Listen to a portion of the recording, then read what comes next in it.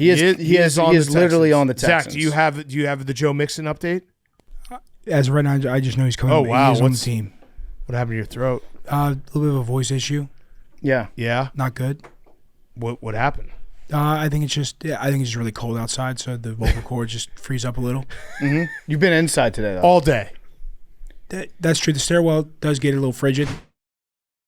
On today's Pardon My Take, presented by DraftKings, we've got Week 8 in the NFL. Not the best slate, but we're going to talk about every game, some good moments, great Sunday Night Football that we're going to get to. We watched the entire game, so we'll get to it at the end. We're going to start with fastest 2 minutes. We're going to talk a little baseball, World Series, and then we're going to do who's back of the week. Maybe hit some coaching firing as well because Brian Kelly was fired.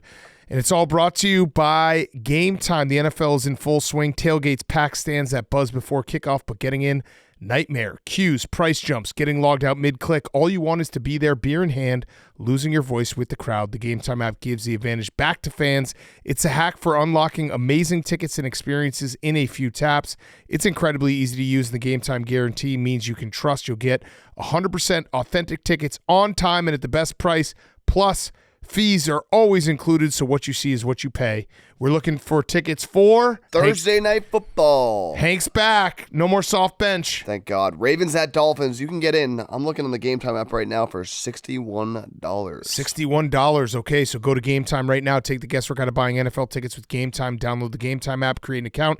Use code PMT for $20 off your first purchase. Terms apply. Again, create an account. Redeem code PMT for $20 off. Swipe, tap, ticket. Go. Download the Game Time app today. Okay, let's go. Hey,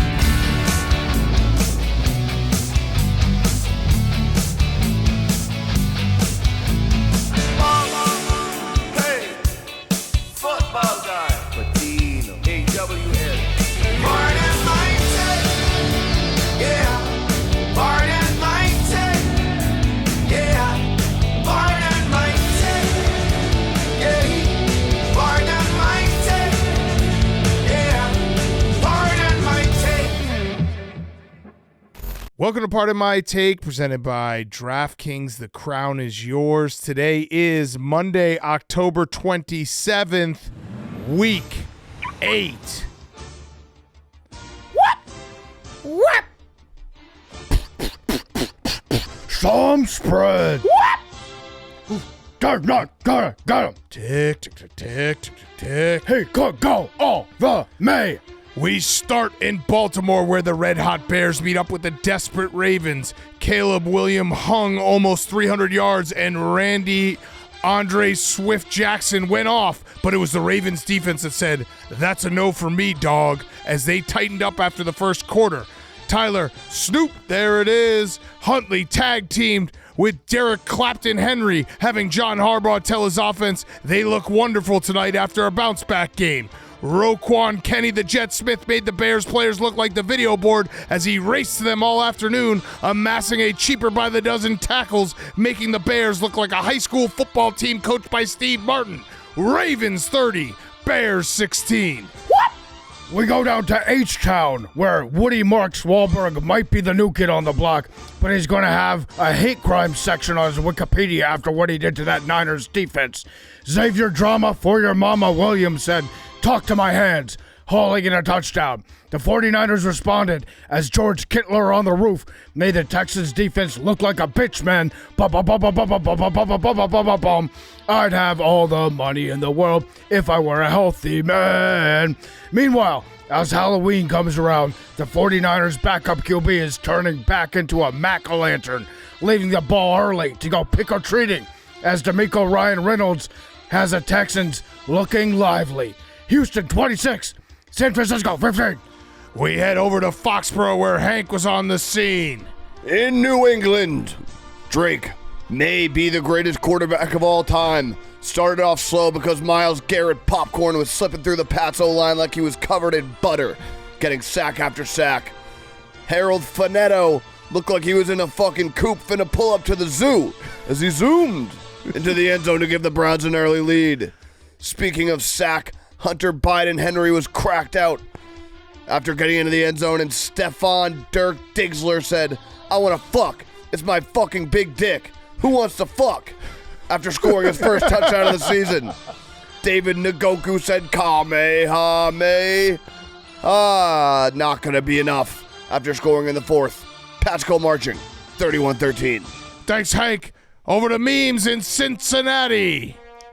In Cincinnati, the Jets and Bengals honored Nick Mann in the yellow hat by putting on a case race to 39. Hey, hey, Bengals, I want a Joe.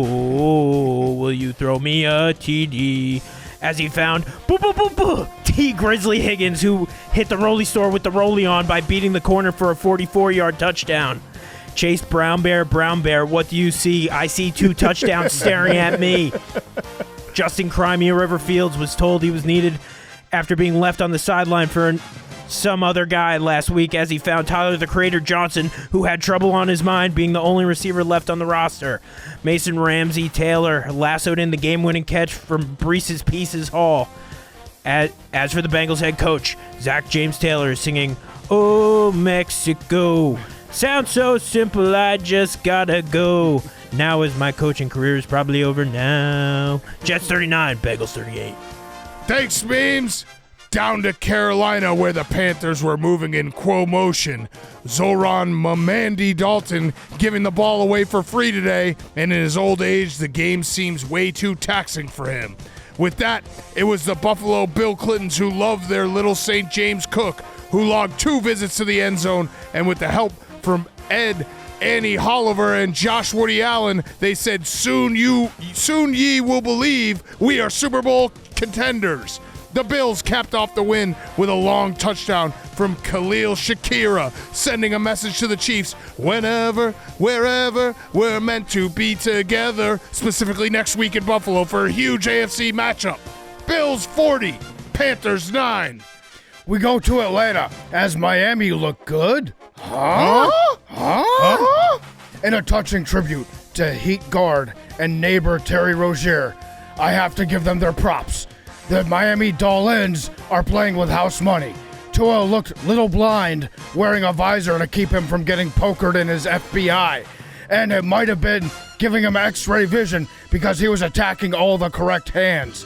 He got bailed out by his receivers and at times looked like he was going to go to jail. And Waddle, Felipe Franks had a seat at the poker table for Atlanta. Double drawing penalties. I guess he thought he was playing Hold'em. This is a much needed win for Tagovailoa, and that was a crazy game of poker. Dolphins 34, Falcons 10. Down to the Big Easy where Zach was there. In Louisiana, Spencer gives Shop Rattler, throws him all of America-sized pick to Anthony Soprano Nelson, who buried the ball deep in the end zone, overlooking a little river with pine cones all around. Blake Groupie Love wasn't in the bar playing guitar. He was in the dome, kicking towards the end zone, splitting the uprights from 48 yards out. Somebody call 911. Chuck Kingston Tucker's fire burning on the goal line. Oh, whoa. With a touchdown from 1 yard out. As for chasing my way, a sweet escape. McLaughlin, he's leaving New Orleans with both pockets full of sunshine as a leading scorer on the day with 11 points. Tampa 23, New Orleans 3. Thanks, Zach.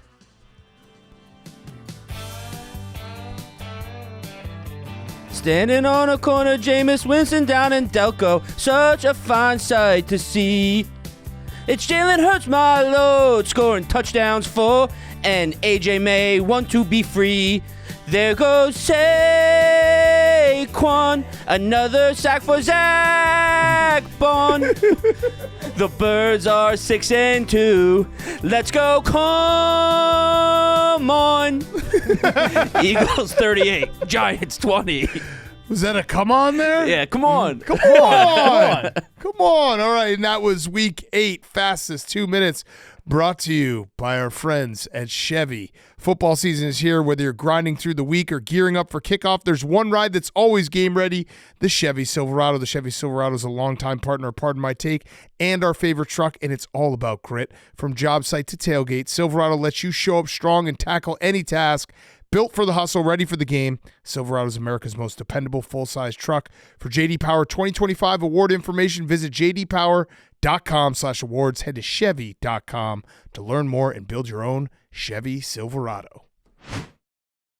Okay, week 8 in the books. We're going to update Sunday Night Football at the end of all of this because we're going to actually watch the whole thing.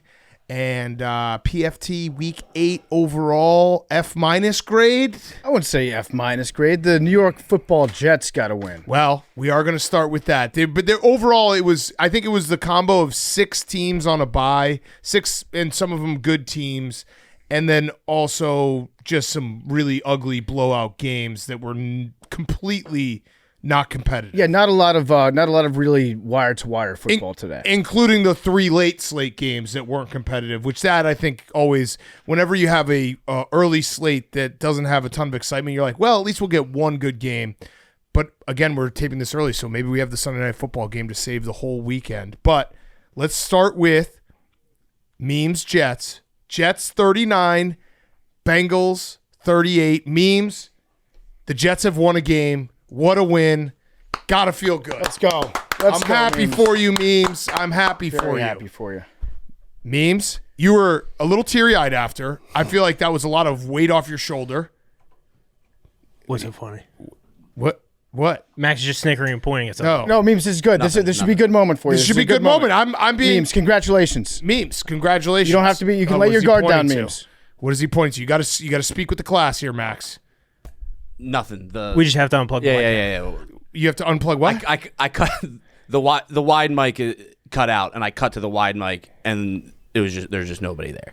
So that's why I was like, Okay, we got to have a good. All right, hey, Memes. All right, let's start You over. wanted to know. You No, wanted keep to it all know. in. But Jets 30. This is so Jets that Memes gets his first win, and we can't even celebrate it correctly. Jets 39, Bengals 38. Memes. Good job, Memes. Congratulations. First win of the season. I was rooting for you, Memes. Yes. Extremely emotional day. Woke up this morning, thought they were going to win. Nick Mangold unfortunately passed away. Yep. Yeah. Jets came out looking bad first quarter. Actually, first half offense was bad. Jets defense wasn't good till the fourth quarter, but they won the Nick Mangold game. They won the Nick did. Mangold game, and yeah, it was really hard to see that news. Nick is a friend. Nick, friend of Barstool, friend of mine. Like I was more broken up than I thought when I saw it, just because we had him on the yak 10 days ago. He had a kidney disease that he's had since 2006, needed a kidney transplant. Really, really sad. Just one of the best dudes ever. And 4 kids, and like he and I would text all the time about, kids and fatherhood. And he was just the best. Like you could see it too on the internet. The amount of people who considered Nick Mangold a friend was really a testament to how great of a guy he was, because it was just outpouring of people from everywhere being like, hey, I was at Ohio State with Nick Mangold. I was his friend. I knew him from, living in New Jersey with him, all walks of life. Just one of those guys that you literally like couldn't find a person who didn't love him. So yeah, it was an emotional day, Memes. And it was hard to see, because I thought he was gonna get a kidney. It also just a reminder to people that you should be an organ donor. It's very easy to do on your license. It's super easy. You could save a life. And but yeah, I agree, Memes. It was an emotional day, and I think that was part of maybe being a little broken up after the game as well. Nick was he was a great dude. Like every interaction that you ever had with him, he was the friendliest person that ever came into the office, and everybody loved him. It was shocking when I woke up this morning and saw that. Like Yeah. I was not expecting to see that. We were all hoping the best for him, and it's just a really, really sad way to start a day. I know that like he had a family that cared about him very deeply. So like obviously, the tie-in today with the Jets game was something that people talked about, but like I was just like kind of broken up as a human when I saw that this big morning. time. And yeah, he was a great football player. He was an awesome dude. I loved having him around, loved having him in the office. He always had, like, he would just bring us, like, his sauces and stuff and be like, hey, here, I brought this for you guys to try. Check it out. He would just, like, make small send talk. gifts. He would make small talk with everybody, thought about everyone. Just a great guy. And it sucks. And I think that, the hard, personally, like, I had, I went back and looked, and, like, the last texts I had with him were, like, 5 days ago, planning on him getting healthy and doing a case race or doing the gauntlet or hanging out with us. So like seeing that's where it really hurt. But yes, please be an organ donor and just cherish the little moments. And memes, to bring it back to the Jets, this was also Aaron Glenn, first win as an NFL head coach, also math guy. So he showed a couple games that he's a math guy. Yeah. The Bucs game, he went for 2. Yep. Not week 2. There's been a couple moments that he is analytically sound. But it worked. It worked. He was down 14. What? I don't know that we could say he's an I would say he's a math guy. Aaron Glenn's a math guy. Math guy. When it comes to 2-point conversions, he understands the math. He's a math guy. They were down 14 late in the game in the fourth quarter, scored a touchdown, went for 2, then scored again, won the game in regulation with an extra point. Certified math guy. And I love it because we still got like the Craig Cartons of the world who tweeted in the moment, you don't go for 2 there. Mm-hmm. Aaron Glenn is not a God game day coach right now. I think he said good game day coach was what he was trying to say. But math guy and Breece Hall. Breece Hall was awesome. Breece Hall with the touchdown pass that walk us through that moment, memes, because that touchdown pass, I think we all assumed he was trying to throw it away because he pump faked. It was a 1st and goal from like the 4, pitch to Breece Hall. Obviously, the play was for him to throw the ball. He pump fakes. It looks like no one's open. It looks like he's going to get screwed. He throws it to the back of the end zone, and Mason Taylor makes an awesome catch. Game winner. That was sick. Yeah, no. I thought it was one of the worst play calls at the time. I was like, is he going to throw it? Is he going to throw it? Is he going to throw it? Then he did throw it, and then Mason Taylor just mossed him. So that was one of those moments where everything was just going in the Jets' direction. Historically, that's an interception thrown by Breece Hall. Yep. But today was just the Jets' day. And Breece Hall, he finally scored today. Scored twice and threw a touchdown pass. Yeah. This is good. This is the free 20 movement that we've been hoping for. Finally paying off. 502 total yards of offense for the Jets. It was great. The Bengals defense is horrifically bad. Horrifically bad, because this was a game, I'm sure you felt this way, memes. Pretty much the whole game, you're like, it's just a 2-score. It's a 2-touchdown game right now. And it just felt like it was going to be that for the rest of the game. And then you have that, I think it was 4th and 1 with like 8 minutes left in the fourth quarter, down 14. You're like, there's no way the Jets are going to get this. This game's going to end. The Bengals are going to win by two touchdowns. And then it all flipped from there. Yeah, today was just a team of destiny vibes for this game. Yeah. You had Aaron Glenn like celebrating. Yeah. When they got that 2-point conversion, he knew. Yeah. He already knew that you guys were going to win that. Yeah.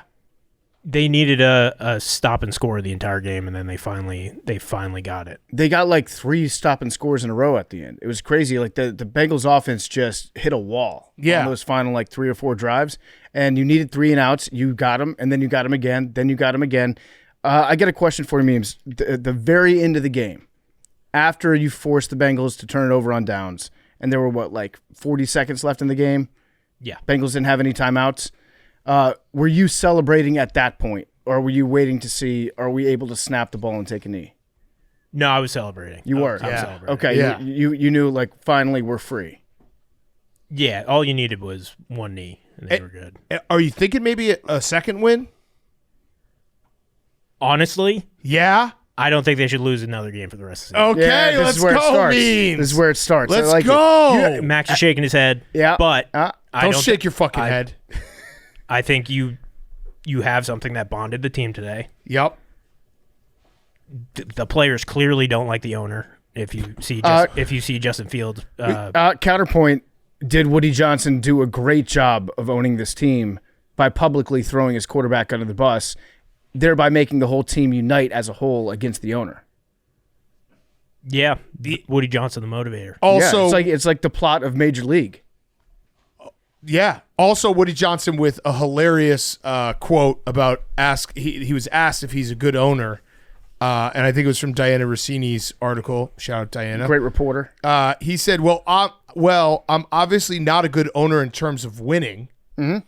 I think the players can relate to me in some ways, even though I don't have their background. I have a certain amount of empathy. I think that they can feel. I can't be them. I don't have their background. I didn't grow up in their neighborhood. There's no way I can completely understand what they want through in their life, or they went through in their life.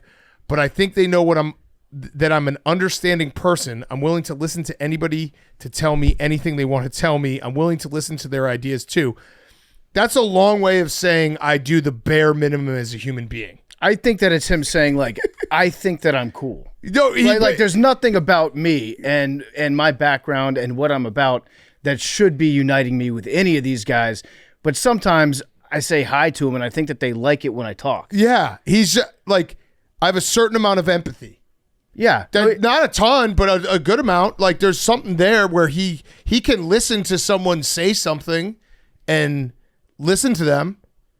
He's a bare minimum human being. He's a bad guy. He's just As an basically empath. his entire statement there is I'm a bad owner, but I'm a bare minimum human being. I don't even think that. He walked into the locker room in 2022 after Mike White, who had broken ribs, lost the game in Seattle, and he told him he sucked. Yeah. Zero empathy. Yeah. Did he- That's true. That's not -1 in the empathy, which is all he has right now. He's also explaining sympathy, right? No, he's talking about like No, you can't understand what someone's gone through, but you can be like, Well, empathy is you feel- have gone through that. I no, think that's sympathy. I no, think. no, no, no, No, no. You is it guys are mixing that up. I think he's saying Zach pulled that up. from an empathetic standpoint, I can feel sympathy. What Well, the now fuck we're does in- that mean? now we're in Empathy a- Yeah. means you have been there before and you can understand what. Hank? Yes. Yes? I have no idea. Okay. No, I No, Hank, by the way, know is that I'm working right. off of an all-time bachelor party, which we will get to because I'm hungover from listening to Hank talk about his bachelor party. He hasn't even talked about it. Empathy is feeling with someone by understanding and sharing their emotions, while sympathy is feeling for someone by acknowledging their misfortune for a more detached, extreme. Yeah, sharing their emotions Yeah. means that okay. you. So he's messing it up. Yes. Yes. I think he's saying that he has the ability to feel sympathetic. Yes, not empathetic. I have a because certain he's amount never- of empathy, yes. is what he said. Yeah. So that's not right. Well, No, no, he's wrong. he's literally doing as an empath. Yeah. I feel sympathy for these guys. Wait, can you pull up the graphic? He does it makes all. Sound like we need to do this. This is learning at a six-year-old level. By pardon my take. Yeah, cartoon. Passive, would be good. active. Empathy's active. Yeah. Okay, so he is not an empath, Well, he's saying he's an empath. but he's really a sympath. He's simpathico. Yeah, he's a sympath. So he didn't even get this right. No. So he's not even doing the one bare minimum thing he's doing. He's not even doing correctly. No, he is self-diagnosed as an empath. Right. And then he goes on to explain sympathy. Got it. Okay. Yep. So yeah, bad guy. But PFT's right. Listen, he did something.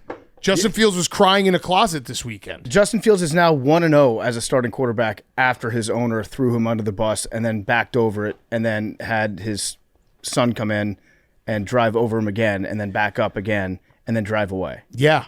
I like Justin Fields' comments. I thought it was very honest, bare. Like, you don't really see guys talk like that. He said, I'm going to be pretty vulnerable right here. This week I found myself in my closet, crying on the ground, lying down. I was praying over and over.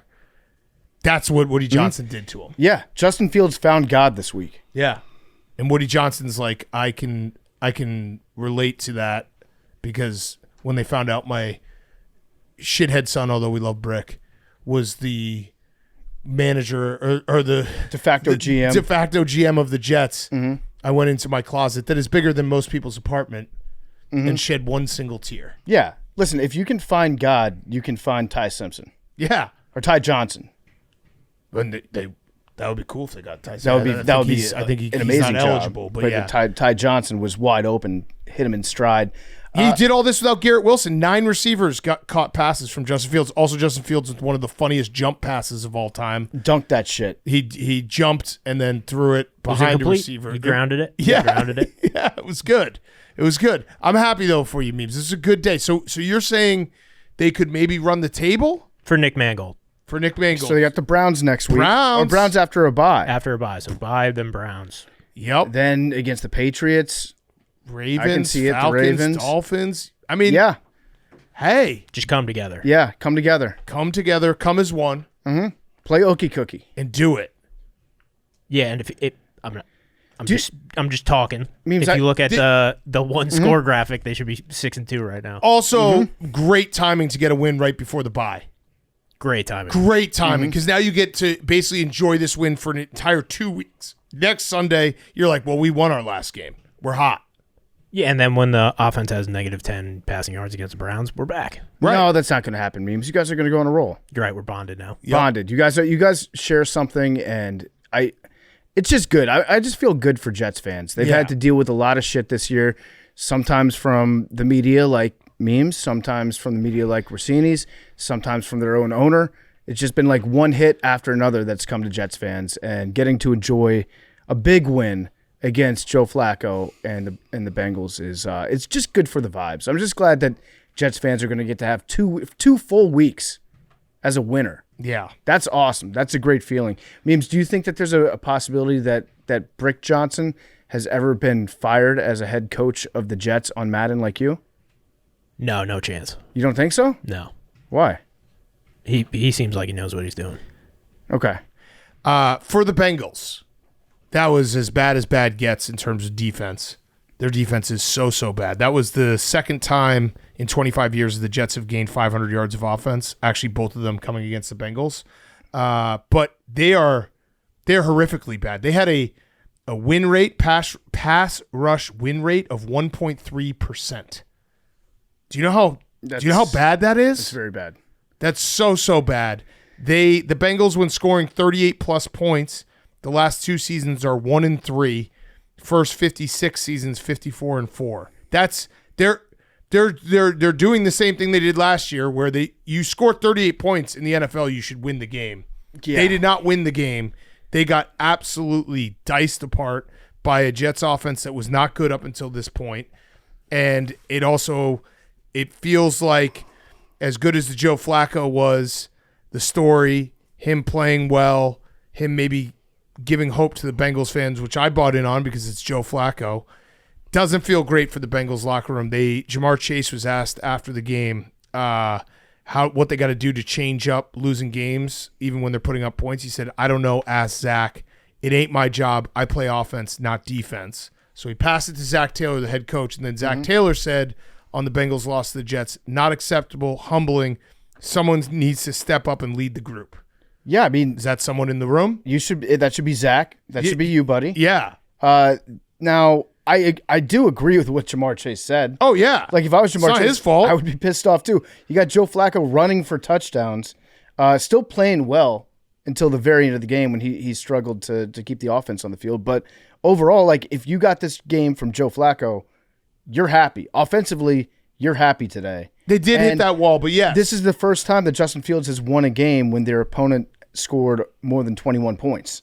Jesus. So, like, you would think that this offensive output from the Bengals would have been enough to win. Historically, it was. Historically, it was. Now, Trey Hendrickson did get hurt, which Yes. it's a double bummer because, number one, you don't have him in the game to do anything, and number two, I feel like there's probably some teams that were in the Trey Hendrickson market, and we'll see if he's injured or not moving forward. But that would be a bummer because you wouldn't get any return for the 1-year extension that you gave him, or the 1-year reworking of the contract that you gave him. Yeah, this is just, we've dubbed the Ravens season from hell. Obviously, last year the Niners were. Maybe the Bengals just are, it seems like every year now, because this just, and it sucks because it feels like everything since the run to the Super Bowl, whatever it was 4 years ago, has just not gone as planned, and it's a bummer. Yeah. It's just a bummer to like, the Bengals offense is fun, but their defense is so historically bad that they lose games like this. Yeah, I did like the Bengals uniforms today, though, and I know that they were the standard orange and black, but after they wear the whites, when they come back out with the orange helmets, Yep. the orange pops so hard. Yeah. They look good.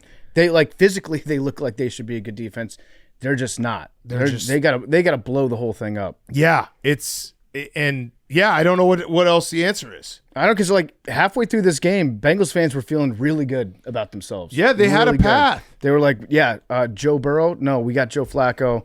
We got this offense, and the defense looked okay for a little bit, but they're bummed. That bad day in Cincinnati right now. Did we ever find out why Joe Flacco went to the locker room? My theory, because he ran to the locker room and then came right back out, I think that's just a 40-year-old.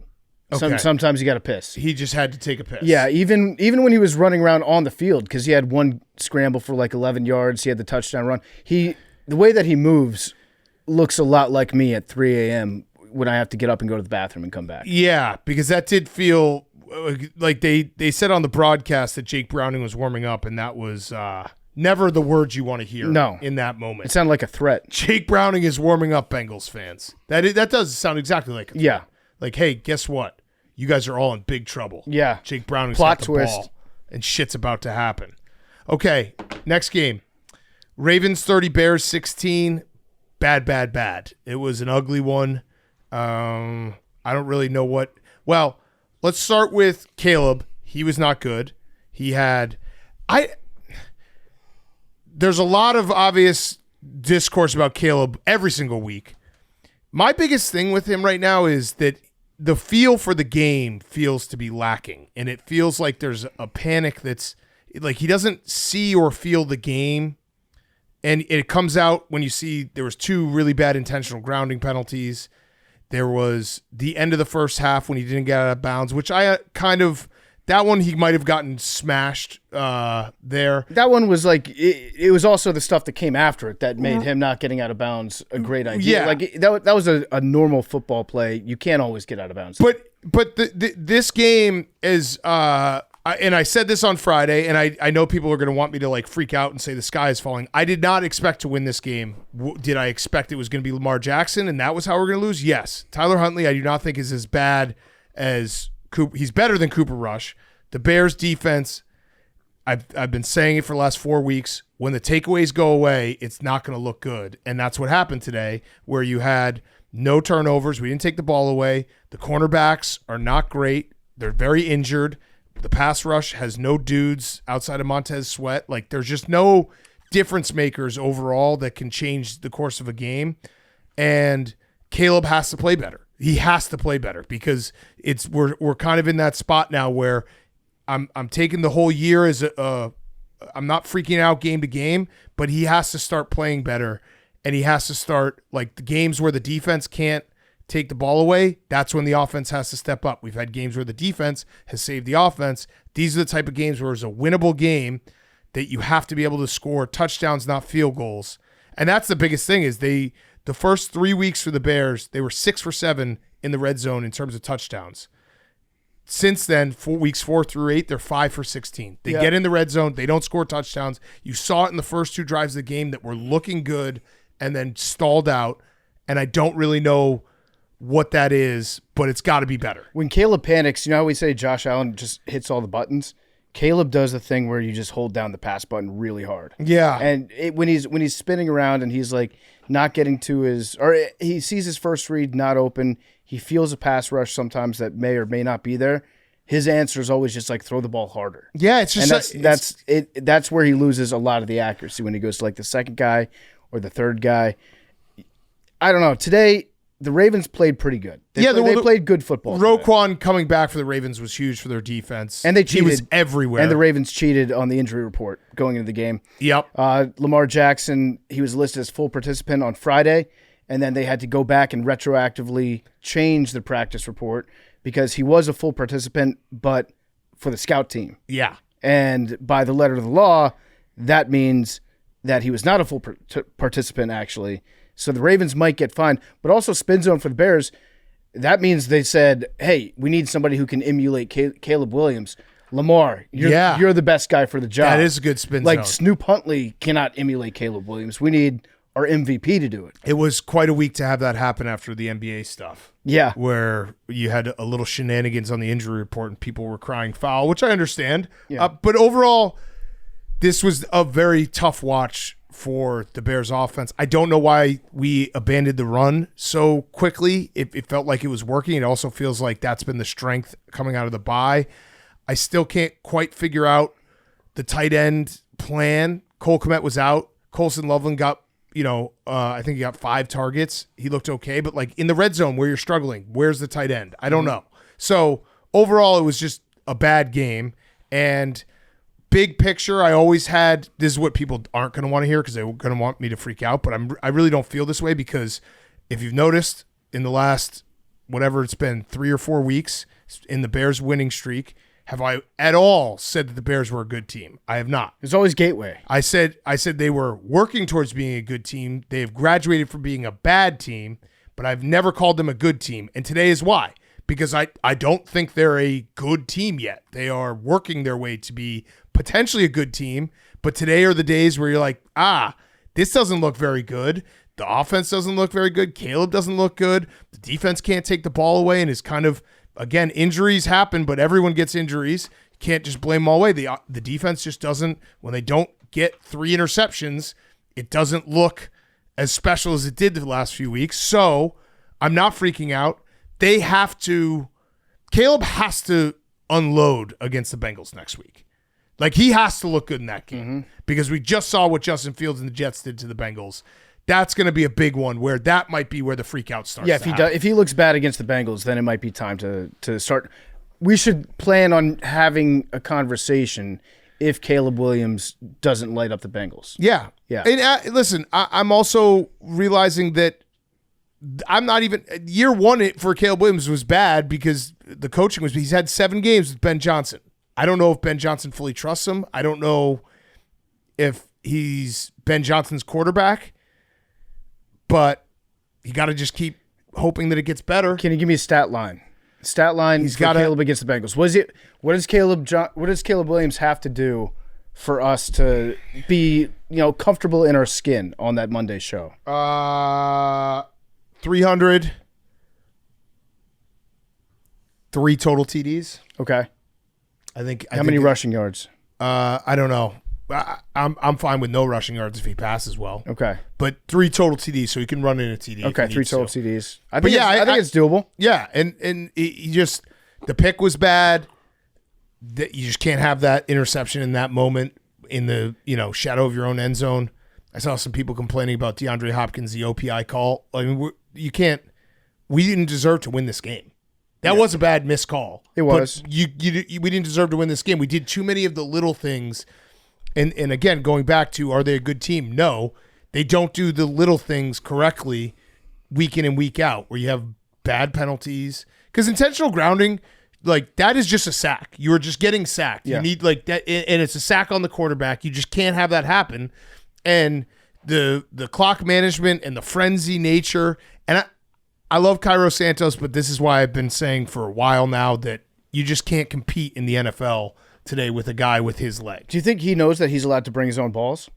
I don't know. He seems like the only guy that struggles from like 55. Really, he doesn't have the leg. Yeah, really. Like Jake Moody, Jake Moody was good. That end of the first half, like you have to have a kicker who can kick a 55-yard field goal. Yeah, Jake Moody was good. I was impressed. I think that whatever happened to him, that's water under the bridge. Yeah, he was scared of Kyle Shanahan. Yeah, and now he's like in the zone. So yeah, Moody might be your answer. Now, if you look at the Ravens and the Bears, you say, okay, the Bears are 4-3 right now, and the Ravens are 2-5. Always had this as a loss. Again, I wish it had not come against Tyler Huntley, but I did have this as a scheduled loss. But if you look at with those records, if you look at their percentage chance to make the playoffs on the Athletics playoff simulator that they have, it's kind of crazy because the Ravens at 2-5 are now up to 44% to make the playoffs. It's a weird division that they're in. The Bears are now down to 27%. I mean, it makes perfect sense. And if you look at the Ravens' schedule, well, it's not even that. It's one, the Ravens are a better team than the Bears, and two, the NFC is just significantly harder. Yeah. The NFC is the 7th seed in the AFC can be had with probably 9 wins. I also feel like removing the ping pong tables is good for at least 10% on that. Absolutely. I said that on Friday. When you take out the ping pong tables, you win games. Mm-hmm. And the pinball. I was very worried about that. Hank, how do you feel about the pinball machine being taken away? You took it away? No, Harbaugh did. Yeah. Or no, sorry, the players decided to. I feel bad for the players. That sucks. But I guess you won. You kind of have to, it forces you to lock in. Yeah. What are you looking at, Max? You trying to find it? I'm trying to look at the playoff simulator. Oh. Yeah. You're going to spend way too much time. Listen, the playoff predictor thing is maybe my favorite website in the world to use, but you got to wait maybe till like week 12, 13. You can't have the simulator before we get the in the hunt graphic. There's an order to things. Yeah, right now the Jaguars are the 7th seed in the playoffs at 4-3, and the Bears at 4-3 are outside the playoffs in the NFC. Yep. So, and do you guys think I'm being too reasonable? No, I mean, you had this penciled in as a loss for like the last month. Yeah. Because you were like, that's when Lamar is going to get back. And I wish it wasn't Tyler Huntley, but I also have been waiting for the game where we don't turn the ball over at all. Yeah. And that happened today. And the whole gateway thing was basically to judge it. I broke up the Bears' schedule to judge it based on their home stretch. So the gateway is still exactly where I thought it would be. They have to win against the Bengals and the Giants in the next 2 weeks, because then the home stretch is when they have a ton of really tough games, and it's probably not going to go great. But you have to put yourself in a position where you can maybe find a way to tread water, go 500, and still have a shot at the playoffs. That was the whole plan. Yep. And when we're talking about the Ravens and their running offense, guess who was back today? Derrick Henry. Patrick Ricard. And Patrick Ricard. Patrick Ricard. And Derrick Henry. I think it was his first game back this season. And, they looked like a different team. I think the Ravens will – this has to feel good knowing that you got Lamar Jackson an extra week of rest and you won the game. And next week you're playing against the Dolphins, which actually is a Thursday night game. So that might have been why they didn't play Lamar. Yeah. Because they knew that he'd have to turn around and play the Thursday night game. But you're playing the Thursday night game against the Dolphins, who have just won a game. And then you have the Vikings, Browns, and Jets. That's the next 4 games. And the Ravens can absolutely be back in the playoff hunt very quickly. They got the Bengals after that, too. Yeah. Yeah. So, the Ravens are still very much alive. Yes. Very much alive. And their defense looked a lot better. That was a lot of the Roquan. Bears' offense looking bad. But, yeah, Roquan was everywhere. That was huge. He was absolutely everywhere. So, next week, we'll see. I'm officially saying next week. I'm not saying the Bears it's not a must-win for the Bears. It's a must-look-good Caleb. Yep. He has to look It's on Caleb, yeah. because you got to start getting better and better. And he's had moments where it's looked good, but today was a bad day. It's okay to say. What if he looks okay? What if he has like 200 yards passing on like 15 of 21? Okay. 1 touchdown. But a win? 1 touchdown, a win, and then Swift just carves him up. I can live with that. I just need to see him be more comfortable. It doesn't. Do you guys see what I'm saying? Yeah, he panicked. It just doesn't. The command of a game. The great quarterbacks, you see it. It's almost like an intuition where they're in control at all times. Yeah. Even if they're having an off day, he just hasn't gotten to that. He hasn't gotten that command down, and it looks rushed and kind of frenzy-ish. Yeah, he looks panicked whenever the game is like in a pressure situation. Yeah. If there's like a 3rd and long, he really looks like he cannot. He feels like failure is unacceptable, and I think he has to learn that like. You gotta manage the game before you start treating it like you're at USC and you can just win it on your own. And the thing that sucked is the first 2 drives kind of looked like he was under control. He just couldn't get in the end zone. Yeah, that's a killer. Okay, next game. The Ravens. By the way, what's the Ravens? Let me do the DraftKings ad read right now. Let's look up the Ravens odds to make the playoffs or to win the NFC North, because that might be something we want to look at. Mm-hmm. DraftKings. Go to DraftKings right now. NBA is back. All your favorite NBA players are back, and DraftKings Sportsbook, an official sports betting partner of the NBA, is the place to bet on NBA stars this season. Steph Curry drilling logo threes, Donovan Mitchell taking over, and Cade Cunningham leading the next wave with more markets open for more of the game. DraftKings, the #1 sportsbook for live betting, is live when others aren't. Bet quarters, player props, scoring runs, and more, all while the action unfolds. New customers bet just $5 and get 3 months of NBA League Pass. Plus, score $300 if your bet wins, paid in bonus bets. Download the DraftKings Sportsbook app and use code TAKE. That's code TAKE. Bet $5 and get 3 months of League Pass, plus get $300 in bonus bets if your bet wins in partnership with DraftKings. The crown is yours. All right, Max, what do we got?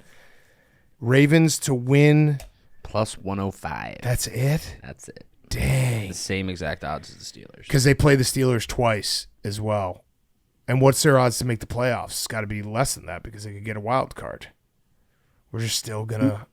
I think the only way. Not up right now. I think the only thing you can do is just bet the Ravens to win the Super Bowl. This has Ravens to make the playoffs 44%, Ravens to win the division 40%, Ravens to win the Super Bowl 3%. 20-1 Super Bowl. Okay. And by the way, I see some people I saw one person tweet something that was a very scary tweet. He said this was Caleb's Justin Fields Tampa Bay game, and that was the game where it was the one where he missed wide open guys. I am not getting to that point. Yeah, listen. At all. But the thing people is, who are freaking out to that level, just fucking relax. We have an entire back half of the season for Caleb to play with Ben Johnson. Just chill out. It wasn't good. It's okay to say it's not good and to also say it can get better. when you have a history of bad quarterback games, it makes it very scary to compare every game. Every bad game that you have reminds you of a traumatic experience that you've had in the past. I think the calmness that I have is all because of Ben Johnson.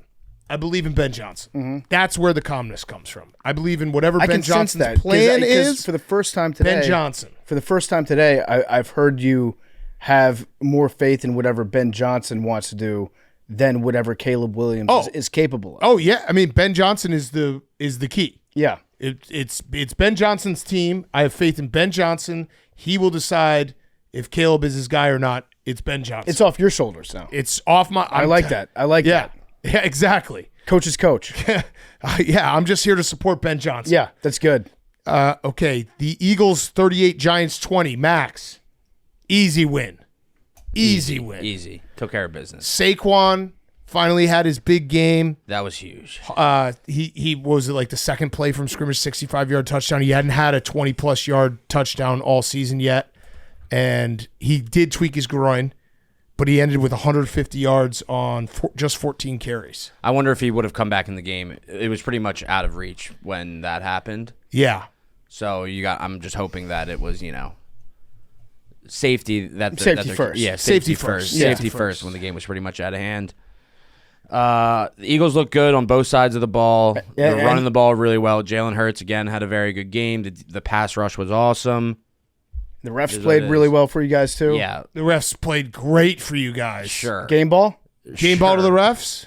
There's Blowing the whistle this early? is the NFL. the refs aren't great. The refs were there was on both sides of the ball in this game, there was calls that were very controversial. That was such a The bad fumble- call. the Just fumble was say it was a tough. bad call. No, the fumble. The tush push call, for people who Yes. weren't watching the game, there was a tush The push. PI was too much. Okay. Everyone freaking out about the PI. I agree with that. Well, Dable, all-time freak out. Yeah. All-time freak out. For people who didn't see the game, the tush push, there was a tush push where Jalen Hurts, still moving forward, still being pushed, reached the ball over the first down line, got it knocked out of his hands by Kayvon Thibodeau, but the refs then said they had blown forward progress. It is not reviewable. Brian Dable had every right to freak out on that. That I'm fine. I'm fine with people saying. I'm fine with people being mad about the tush push. Doesn't matter that the Eagles fucking blew them out after that. Doesn't matter that there was the most obvious hold of all time where Nakobe Dean is blitzing the quarterback on the first Giants touchdown, and he gets tackled right in front of Jackson Dart, and they don't call it. So it's the NFL. Sometimes there's bad calls. Sometimes shit happens. People are obsessed with the tush push. They are. And it's the sort of thing that the Eagles are turning in to the team that is very good, that everyone just wants to look for an excuse of why they're not good. Yeah, the worst part of that for the Eagles was that it happened on a tush push. And then everybody after the Correct. fact being like, see, this is why you got to change the tush push. You can't officiate it. That's a fucked up call no matter Yeah. what play it is. I don't think that had anything to do. You could definitely make the argument, yeah, it's hard to tell if you false start on the tush push. There's other stuff that's tough about it. That was a non-tush push related blown call. It could have happened on any play that Jalen Hurts was running the ball. Yeah. No, and I get it. That had nothing. I don't know. That wasn't the false start where it's this is really hard to officiate. Yeah. This is that was any play. That was just a yeah. screwed up whistle on their part. That was They blew the whistle you too can't early. review it. Yeah, Yeah. you can't review it when they blow the whistle too early. That's a fuck up on the refs. It was a great game by Saquon, like you said. You needed that. He looked explosive again, finally. Jalen Hurts, 4 touchdowns. Good game from him, too. They didn't ask him to do a whole lot, but he was awesome. He was a very good game for Jalen Hurts. Max, do you think Jalen Hurts and A.J. Brown are okay? No. Nope. Absolutely not. It's Absolutely not. Matt, PFT came maybe 3 minutes late to the stream today, and he asked Max, Does A.J. Brown look locked in? And Max just said, nope. Nope. Not locked in at all. He had sunglasses on the sideline. Max, I'm confused Just chilling. because this might be the first time we've asked you if they're okay. So I don't know if this is a change of pace that you have, or if you've just maintained that they were okay for a long time, but now you're saying that they're not okay. So what happened? I don't fucking know. A.J. Brown is insane. What did he do with his He's not insane. Listen, as an empath, Recurring guest. As an empath, I understand what AJ is going through. As we established, he feels used by the Philadelphia Eagles. They only throw him the ball when they want to score touchdowns. Yeah, that's fucked up. They don't throw the ball because they care about him as a human being. And then earlier, I think it was last night, he went through all of his old tweets and deleted every compliment that he had made online about Jalen Hurts. So like he went to the advanced search on Twitter. Correct. Typed in tweets from 1K Always Open containing any of these words, Jalen Hurts, and then manually deleted every tweet that he had. How do you know that? That's the only way that you could do it. Someone found it out. Someone Yeah. found out about it online, and then it became a thing. It's so funny. That is the pettiest. He's basically doing a middle school burn book. For May I Jalen remind Hurts. you, this is after a game where he had 120 yards and He two was touchdowns. awesome. So it's like, I side with AJ Brown. yeah. I do. It sounds like AJ. His only crime, he's just too nice of a guy, and he won't demand a trade. So I'll demand it for him. I'm demanding a trade on behalf of AJ Brown. AJ, I will speak for you. I said it before. I said it in the cave earlier. I think it would be the funniest move is if he just pulls a James Harden and gets super fat and refuses to be good at football. That would be funny. That would be funny. But I disagree. I think the funniest move would be if he got traded to the Patriots and Hank. I agree. Hank, I know you Back take to care. Vrabel? You would take such good care of him. Him and Vrabel love each other. You love AJ Brown. I mean, right? yeah. You treat him. You take him under your wing. Anyone we have on the show, I root for and respect. I don't just say, he's Right. What'd you call him? Insane person? Insane. He's Yeah. an insane Yeah. person. This is what your fans think about you, Yeah. AJ. Yeah. And he's standing by it. No, and Max is standing by it. Especially when they Insane won a person. Super Bowl for your city just last year. that's the other thing. He will get traded. I will still love AJ Brown. He won a Super Bowl and he's a great receiver for us. But he's an insane person. Yeah, that is true. I mean, some of the best receivers are, and Yeah. he's right there in the mix. Do you think Jalen Hurts can change anything about himself? Jalen Hurts has 7 touchdown passes and 9 incompletions in the last 2 weeks. Somebody read a stat. I wasn't talking. That's a fucking. Whoa. Somebody read a stat. That's a crazy stat. Unfortunately, I wasn't talking about on the field. I'm saying, do you think he can change anything about himself off the field to make him more likable to AJ Brown? Whatever. I don't care. It is what it is. This is the situation. There's nothing more that can be done. Like, if AJ Brown is going to be upset after a game where he had 120 yards and 2 touchdowns, he will never. Yeah, you can't do anything about that. He will You're never right. be happy. You're right. Do you want to hear Jalen Hurts' fortune cookies today? Yep. Yeah, they were good. The one that I sent. Did you send one? No. The tweet that I sent you was crazy. He said, the best is yet to come. Number 14, 28, Best is yet to 67. come. Best is yet to come. That's a perfect. Everyone, every football player says that. Okay. I don't know if every football player says The not best is always. yet to come. Yes, like, yeah, that's- the same that's- thing as saying we're not playing our best football yet. No, okay. That is a synonym of we're not. What about playing this our one? best We're football always in the process of becoming. yet. Okay. I don't even know what the fuck that means. It's right. That one I'll give you. The best Yeah. is yet to come. I will not. That's And then there will be a test along the way, or there will be tests along the way. football. Football talk. Okay, so you get one. You he get gets one fortune yes, cookie. He gets today. one fortune cookie out of me. Grading Jalen Hurts post game press conference. It gets one fortune cookie. Fortune cookie or football talk should be the name of the segment. Yes, and we are working on getting fortune cookies for Pardon My Cheesesteaks. The football fortune cookies. A fortune cheesesteak? No, it's just going to be. We're just going to have. You're going to eat a cheesesteak, and then you're going to have 2 fortune cookies in your bag. That's cool, too. And you're going to break it open, and it's going to have a football. I was hoping on just. Yeah, like you really you want to put fortune cookies inside of a cheese. I think it'd Yeah. be a real winner. Yeah. I think they would fly off the shelves. Here's an idea. Let's make it more complicated. And then you actually have to eat around the paper. Yeah, no, you just bite into it, and then there's like an 8x10 piece. It's of paper. actually not the cookie. It's just the paper. Yeah, Called Truth Hurts. Truth hurts. Yeah, I like that. For the Giants, Scatterbo, that sucked. yeah. So his ankle went sideways. He's definitely going to be out for the year. But also shout out to Cam Scatterbo for trying to walk off the field. He was like, pick me up. I'm just going to walk this one off when his ankle was sideways. Well, he's a psycho. He's a psycho. And then they put him onto the injury card and he started screaming, let's fucking go. Yeah. As they're taking him off. That was a big time bummer because even as a division rival of the Giants, I love watching that man play football. It's the best. I'll do a little bit of a spin zone for Giants fans, and I know this doesn't really work, but it was just a thought that popped in my head. You're not going to the playoffs this year. Hopefully, Cam Scatterbo is fine, and he's fully healthy for next year.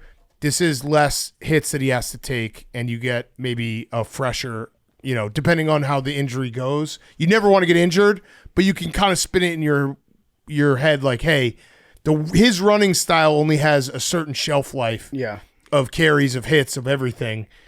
This year's not really going to look great. Next year, he's back, 100% healthy, ready to go. The workload doesn't, add up as fast. That's my only spin zone. I saw that some of the New York Giants fans here at Barstool put out a shirt of Dart and Scatterbo in the first quarter of this game, and it just said "White Boy Fall," and then we saw a white boy fall. Yeah, like 5 seconds after the shirt came out. Yeah, that's a tough break for him. Yeah, but yeah, I'm bummed out about Scatterbo. I think that the Giants are in a position where this season is now fully about just developing Jackson Dart. Yep. I think that whatever magic they had when they beat the Eagles, there were a lot of Giants fans that were like, "Watch out, we're going to go on a run here." Mm-hmm. Now it's just about making sure that Jackson Dart progresses, gets better, learns how to compete, and you can just put all your stock in that. Now, let's get a good draft pick for next year, but I want Jackson Dart to look good. Yeah, I think that is exactly right. It's just Jackson Dart looking better and better, the pass rush. There was a very funny moment after the game where Kayvon Thibodeau was asked about the tush-push play, and he said, sounds like some bullshit to me. And then Brian Burns in the locker next to him said, you'll get fined. Mm-hmm. And he replied, sorry, that was a great call by the ref. Okay. So we're good. So let's go with that. Great call by the ref. Max, you should just retweet great call by the ref. That's what it was. Whatever. Do you want a pro Sirianni stat? Sure. For the first time in Philadelphia Eagles history, franchise history, they have started 6-2 or better in 4 consecutive seasons. Pretty damn good.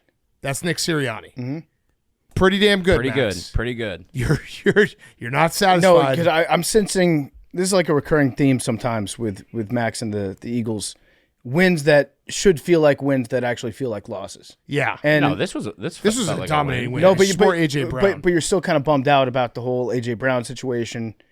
You're pissed off about the ref stuff. No, I'm happy. I'm very happy with the way the Eagles look today. Okay, but I have no issues with the way. As far as the team as it's constructed right now, good vibes. Yeah, it's fine. It's fine. The opposite side of the Nick Sirianni stat: the Eagles 6-2 or better in 4 consecutive seasons, first time in franchise history. The Giants last 9 seasons. In 8 out of the 9 seasons, they have had 1 or 2 wins after week 8. That's tough. Really tough. No, what Eli Manning has done for the Giants organization in terms of like, oh yeah, they won those 2 Super Bowls because they've been like it's hidden the fact that Mr. Mara and the Giants franchise has just been so horrifically bad for a decade now. Yeah. That's 2-6, 2-6, 2-6. The one Daniel Jones year, 6-2. Yep. 2-6, 1-7, 2-6, 1-7, 1-7. That's the last 9 years through week 8. And it's been 13 years now since they've beaten the Eagles in Philadelphia. And those jerseys looked awesome for the Eagles today. They're 5-0. Yeah, 5-0. 5-0 in the Kelly Green. Why does the league do this to us? Why does the league have uniforms like the Eagles Kelly Green, like the Broncos, it's crazy, the man. orange and the blue helmets that they trot out for us once every like 5 weeks, and we're just salivating all over ourselves, and then they just go back to the other. Why is that a thing? This is where I wish we had Adam Silver as the commissioner of the NFL because we could easily bully him. We should do an entire season. Follow me on this. An entire season, every team wears their best uniform for the whole year. Yeah. Just do it. The Kelly Greens are so good. The eagle in the middle of the field, so awesome. Mm-hmm. You agree, Max, right? Of course. Don't do anything else. And the white Kelly Greens are also awesome, but I want them to wear I want them to just go full Kelly Green all the time. Yeah, all the time. Yeah, because the home and away would be great. I don't know why teams are just afraid of saying, "Hey, you know what? We actually did have better uniforms 30 years ago." Yeah, so it's okay to say that. When was the last time they changed their primary uniform? Eagles? Yeah, it's been a while. Like my whole life. They could just go back. Yeah, they could. Nothing stopping teams you. could just go back. The Broncos should just go back. I do like the white ones with the Kelly Green. That I look at that. I see Randall Cunningham. Like if that was just their home and away, it would be awesome. Yeah, even the Giants, their helmets, the helmets say Giants. I think that's the one. Yeah, when they wear them every now and then, they look so cool, and they should wear them. Not the NY, and when it says Giants, the Lawrence Taylor Giants. Those, just pick your best and go with that. Please, they'll never do it. Max, gun to your head. A.J. Brown will be an Eagle for this entire season, yes or no? Yes, he will be an Eagle for this entire. He won't be happy about it, but he will be an Eagle. And if not, we get Howie to shoot is you. not going to just eat the cap because he's upset. He's not going to make this team worse just to make A.J. Brown's feelings not hurt. I would do that for A.J. I'd do anything to make sure that his feelings were okay. Feelings matter. Feelings do matter. Be a sympath. He will matter. be an Eagle. You're saying you think feelings don't matter? Unless there's a deal that makes the Eagles better. That's I think that's what the report said. If Howie makes the deal, then by nature, right? Yeah. Howie did it again. Would this be a fucking Howie? That's the or a beauty of fucking Howie. He could do anything. He could trade A.J. Brown for a bag of balls, and he'd be like, fucking Howie, he got the best bag of balls you could find. These balls are incredible. They're Shane's balls. Shane has the best balls. Fact. It's just a fact. Fact. The Bucs creamsicles. Always. Yeah. Always. Great jersey. Great jersey. Max, I'll just say Jets. the Eagles look awesome. Like on the field, the Eagles look very good. Yeah, it was a good game. Yeah, it was very good game. I needed an easy win. Today was a nice easy win. Today, yeah, you guys looked very good. And the Saquon run, having that come back, oh, shit. That's the Eagles. Against a good defensive line, too. So Yeah. that I do love Brian Dable's freakouts. Oh. Something about like a bald short man just losing it. Yeah, he is. He's got like a little bagel boss energy to him. It almost seems like every game he knows how thin the ice is this year, and he is he's conducting himself in such a manner. It's like every call. It might be his last. He's like when you're in a really bad mood, and someone asks you how you're doing. You're like, I'm fine. Oh, well, clearly you're not. At some point this season, Brian Dable might tell a ref, like, you're going to get me fired. Yeah. Hey, fuckhead. Yeah. Switch the call, otherwise I'm fired. He's You doing want everything. that? He's going into the injury tent. He's pulling out all the stops. Okay, next game. Texans 26, 49ers 15. This is my one. I have one of these a week, one game a week where I actually have a thought and it comes true, and then I feel like a genius. Forget about all the other games that I get wrong every single week. But the defense of the 49ers is decimated to a point where they couldn't even get a pass rush on the Houston Texans, and C.J. Stroud looked really good. Yeah, the best win of the year for the Texans. By far. By far. Not even close second. Mac Jones does not look like the long-term answer. I feel like the soft benching might have gotten a little harder. I think that bench got hard today. I think the Texans defense is that good. They are very good. Like, it's bad. Mac Jones didn't look great. They started the game just giving nothing in terms of, I think they ended up with like 223 yards. So they weren't able to move the ball. They weren't able to give their defense a rest. But I think that's more about the Texans D-line is so nasty. Daniil Hunter, Will Anderson, he was running.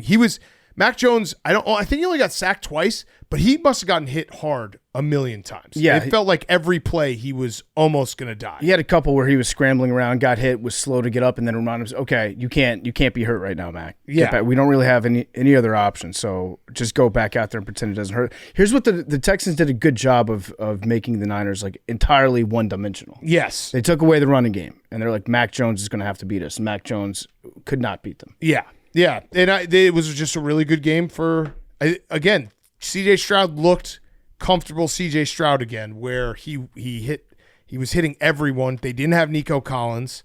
He looked like he had that confident poise in the pocket, not freaking out. It probably was because he didn't get sacked once, and they were able to block for him. And turns out he's a really good quarterback when they can block for him. And not having Fred Warner on defense for the Niners, it hurts them a lot. Well, they lost in a game like this. Warner, Bosa, Huff. Yeah. That was the big thing going into this game that I was like, I love the Texans this game because they lost Huff as well. They don't have anyone who can get to the passer, and that's really the Texans. If you can rush the passer, the Texans are fucked. If you can't, C.J. Stroud's going to look like he looked today. And you should be able to stop the run. You should be able to get to the passer with that offensive line. Right. You should. I like Woody Marks too. He's got a little pop to him. Yeah, Woody Marks was good today. He's got some nice pop. They got to feed Woody more. Yeah, although I Woody. kind of like that they're doing the right thing by Nick Chubb, being like, you were such a good player, we're still going to give you. I think you're a great guy. Yeah, you're a great guy. We're going to give you 15 carries. It's not going to look great. The It's other like- guy's going to have the pop. He's getting lifetime achievement touches. Yeah. Everybody likes you, Nick Chubb. We won't completely sideline you. Hey, you remember Damian Pierce? Yes. What happened to Damian Pierce? No idea. Remember Joe Mixon? I do. What happened to Joe Mixon? Nobody knows. Yeah. No one knows. Where any of them? We don't. Yeah. Actually don't know. Has anybody seen Joe Mixon? Is Joe Mixon still alive? What is actually the story? Find Joni. No one knows. Non-football injury, right? Okay. Could be anything. And he's on the Texans, though. He is literally on the Texans. Zach, do you have the Joe Mixon update? As of right now, I just know he's coming. Oh, wow. He's on the team. What happened to your throat? A little bit of a voice issue. Yeah. Yeah. Not good. What happened? I think it's just really cold outside, so the vocal cords just freeze up a little. Mm-hmm. You've been inside today, though. All day. That's true. The stairwell does get a little frigid. So that's where you were right before? You're right. My Punk. theory there might just be destroyed. You rocked out at Pop Punk. That could be it. Could be it. Were you singing along?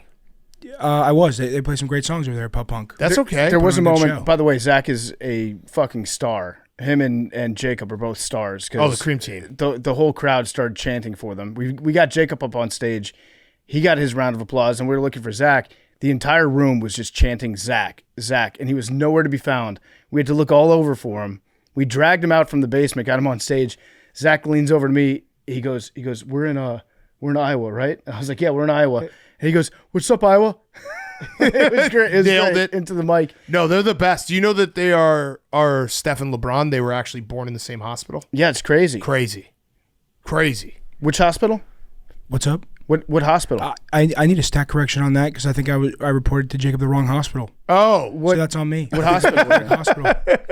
I don't think I had the right one. I think I may have been born either in the Newport News or the Chesterfield Hospital. One of those two. I think is correct. You were born in Southeast Virginia, not North. Yes. Okay. All right. that sounds like a. My parents lived in that county when we were babies, so I mixed that up. So that Fairfax sounds like County. a Jacob, or Jacob asked you, and you're too nice to say, no, that's not the hospital I was born in. I had the wrong one at the time when he said it. That sounded right. Got But it was it. the county, not the hospital. Got it. Fairfax County Hospital. So I got to get hospitals down and family lineage down. Don't have that. Oh yeah. Zach doesn't know like where his family's from, country of origin. Not a lot of origin talk in the fam. No. No, Waffle House. Would you? Big Waffle House family for sure. Would you guess like England? I mean that would make some sense for sure. Okay, you Maybe. could see that. Yeah. I could see me looking like a lot of dudes in England. That would make sense.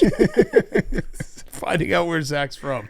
By the way, did D'Amico Ryans take a shot at us? What'd and he say? everyone? He said the noise is just a lot of people who don't know what they're talking about. We understand the outside noise is just noise. We would never go ask anybody who's giving the noise their opinion about how to do game plan or how to play football. Bring the noise. We are the noise. We're the noise. Yeah, avoid the noise. I actually feel like we've been pretty fair. The Texans have been bad for the most part, but today they were going to be good. I don't think that we're noise. I think that anyone who watched that Monday Night Football game would make some noise after that. Correct. Like he was actually noise on my television. Yes. On Monday. Yes. He made us stay up late. He made me want to avoid his noise. Yes. All facts. Okay, before we get to the next game, let's do a couple ads, and then we will get to Hank, Patriots, and Browns. Before we get back to the games, they're brought to you by our great friends over at Hulu and their brand new series that you guys are probably already watching, Chad Powers, starring Glenn Powell. It's streaming right now on Hulu and Hulu on Disney+, and let me tell you, it's a wild ride. 8 years after flushing his college football career down the toilet, hotshot quarterback Russ Holliday is determined to reclaim his former glory by disguising himself as Chad Powers, an oddball athletic talent who walks on to the struggling South Georgia Catfish to once again take college football by storm. It's a hilarious half-hour comedy series. It's not just about football. It's a heartfelt comeback story. Everyone can relate to it. The finale drops tomorrow. The season's biggest game looms, but so does the truth about Chad Powers. Will his secrets start to surface? So don't miss Glenn Powell as Russ Holliday and Chad Powers, two identities, one icon, zero shame. The all-new Hulu original series Chad Powers, now streaming new episodes every Tuesday. If you're a bundle subscriber, you can also stream it on Hulu on Disney+. Terms apply, but check it out, Chad Powers on Hulu. These games are also brought to you by Proper 12. It's PFT here. I'm making my Irish entrance with Proper number 12 Irish whiskey. How do you make an Irish entrance, you may ask? It starts with a shot of Proper number 12 Irish whiskey, because real friends don't let friends Irish exit a party without a story to tell. Original Proper number 12 is a rich, smooth blend of golden grain, single malt, aged 4 years in bourbon barrels. Mix it up with some ginger ale for a classic, refreshing Proper ginger.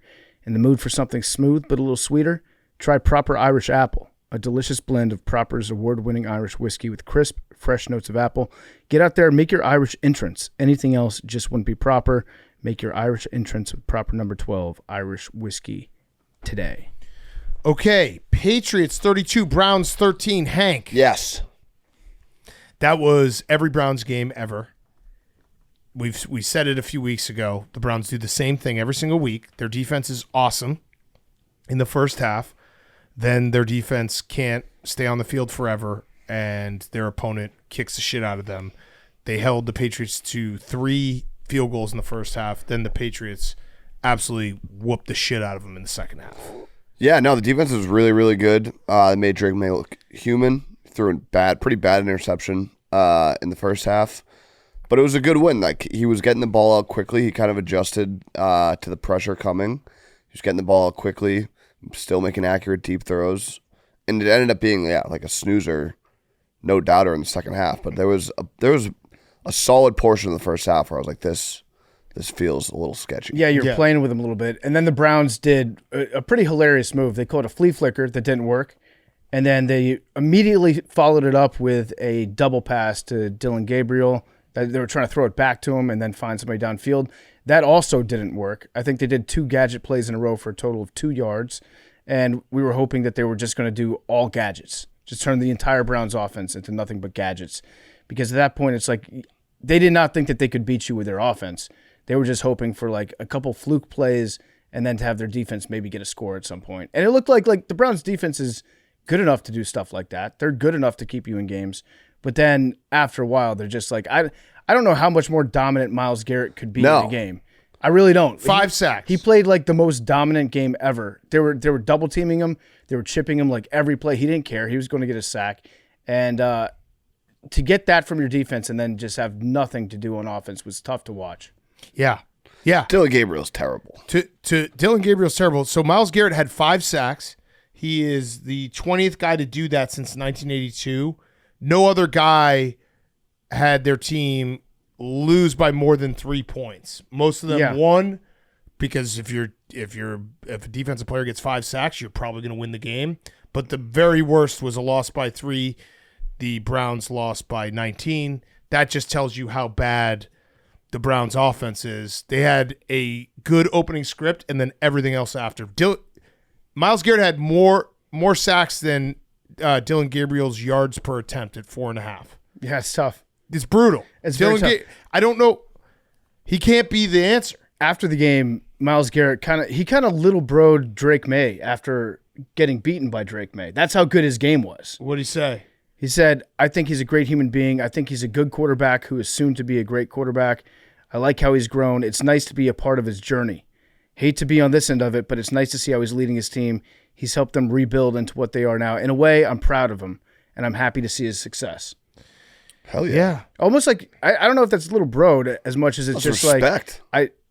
I think he would like to play for a quarterback like Drake May at some point. Yeah. That's a respect quote. Yeah. You see Matt Collins win as Myles Garrett sweatpants for Halloween? Yeah. You see how he showed up to the game? Yeah. Can you pull up that video of Matt Collins? Speaking of little bros. He showed up as Yeah, as Myles Garrett sweatpants. Look at him. There he See? is. Look at that. It's on the screen. I know what he showed up as. It's a chest He piece. say he looks like a big dick. He was walking looked like a diagonally. penis. He looked like a penis, yeah. Looked like it's a bishop, yeah. In terms of little broing quotes, Mike Vrabel's quote has to hurt a little for the Browns. He said, when their gimmick plays ran out, we played pretty good defense. And that's exactly what happened. Well, the gimmick plays didn't even work. But yeah. But then when they ran out, they were in a real big trouble. They were in, that's what the Browns should do. They should sit down this week and go through the history of every gimmick play ever run in the NFL and just do nothing but gimmicks, all gadgets on offense. Give it a shot. Fumble Rooski. Or at least start 4 times in a row. Yeah, laterals. They'll every never play. expect it the 4th time. Yeah. Or start Shador because I don't know if Shador's going to be any better, but you might as well, right? Yeah. Like what's the point of not starting Shador? Maybe he's bad and you won't get a draft pick for him? I don't know. I can't come up with a real reason anymore. I don't think the Browns can either. Yeah. I don't think so. They play the same game every single week. It's Yeah. the exact same game every single week. Hank, Yes. Drake May, are you gay for May? Yeah. Okay, because I saw that our one Nick Fasoli had that quote, and then I think we have those shirts in the Barstool Sports We're store selling now. those shirts. I'm Those, gay for May. Probably flying off the shelves. Will you be buying one?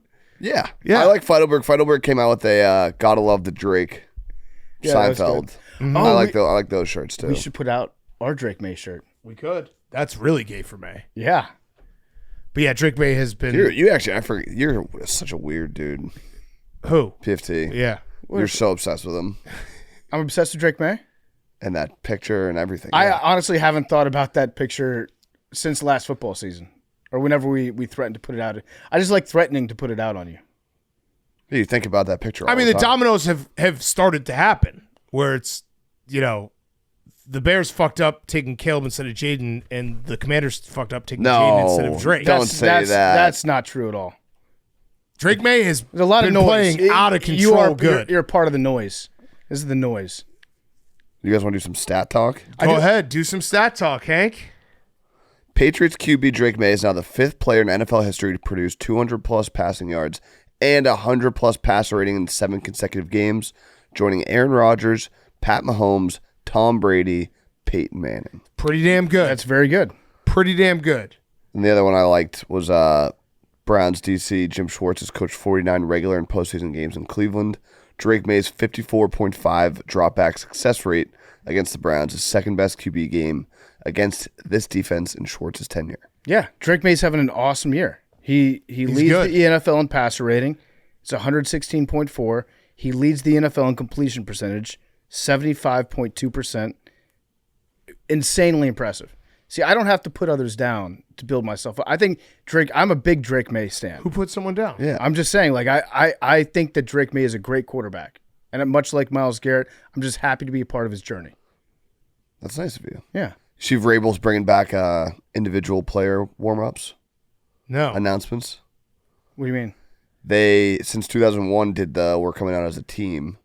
And today Vrabel said we're going to start going back to individually announcing players. I think our players will like it. Huh. Oh, huge. Do you like it? If Vrabel's doing it, I like it. Then you like it. Yeah. Yeah, the Drake May looks awesome. He there's nothing really you can say. He's not had, outside of the first game of the season, he hasn't had really a bad game yet. Yeah, and he had a bad pick today. He showed he was human, and other than that, it was great. He said he forgot he didn't see the guy in front of him and forgot he could jump. Ah. That's actually very funny. That happens, yeah. That's that's the quote of a quarterback who has not thrown a lot of picks this year. When you can make fun, when you can joke about your pick, things are going well. You can't. Tua's not saying that joke, although he kind of did when he said he was too short. Tua shouldn't make that joke, I should say. Yeah, but he will. Yeah. Oh, well, speaking of which, Travion Henderson also looked good, Hank. They did. Yeah. Bad fumble. Bad fumble. Bad fumble. Bad fumble. Speaking of which, Tua is back. Dolphins 34, Falcons 10. This was a shocking result Yeah, very. because it wasn't, Kirk Cousins playing. I thought Kirk Cousins still could do something. I was wrong about that in terms of the offense. The Falcons' offense basically never got going, and it was, I think, 4 of their first drives, 5 drives were 3 and outs. And then when they did get going, it was 17-3, and Bijan fumbled in the red zone. And it was more shocking that the Falcons couldn't run the ball against the league's worst run defense, and that the Dolphins played bully ball and ran it down the Falcons' throat. Yeah, it was a weird game script for the Falcons because they were down pretty big at halftime. But I don't think they were down big enough to stop running the football. Yeah, Like if it was 17-3. Without a doubt, your best player is Bijan Robinson. If you're down 17-3, you're not in panic mode yet. Yeah. And I do feel like the Falcons went into panic mode. But the Dolphins are not, I don't think that they're a confusing football team.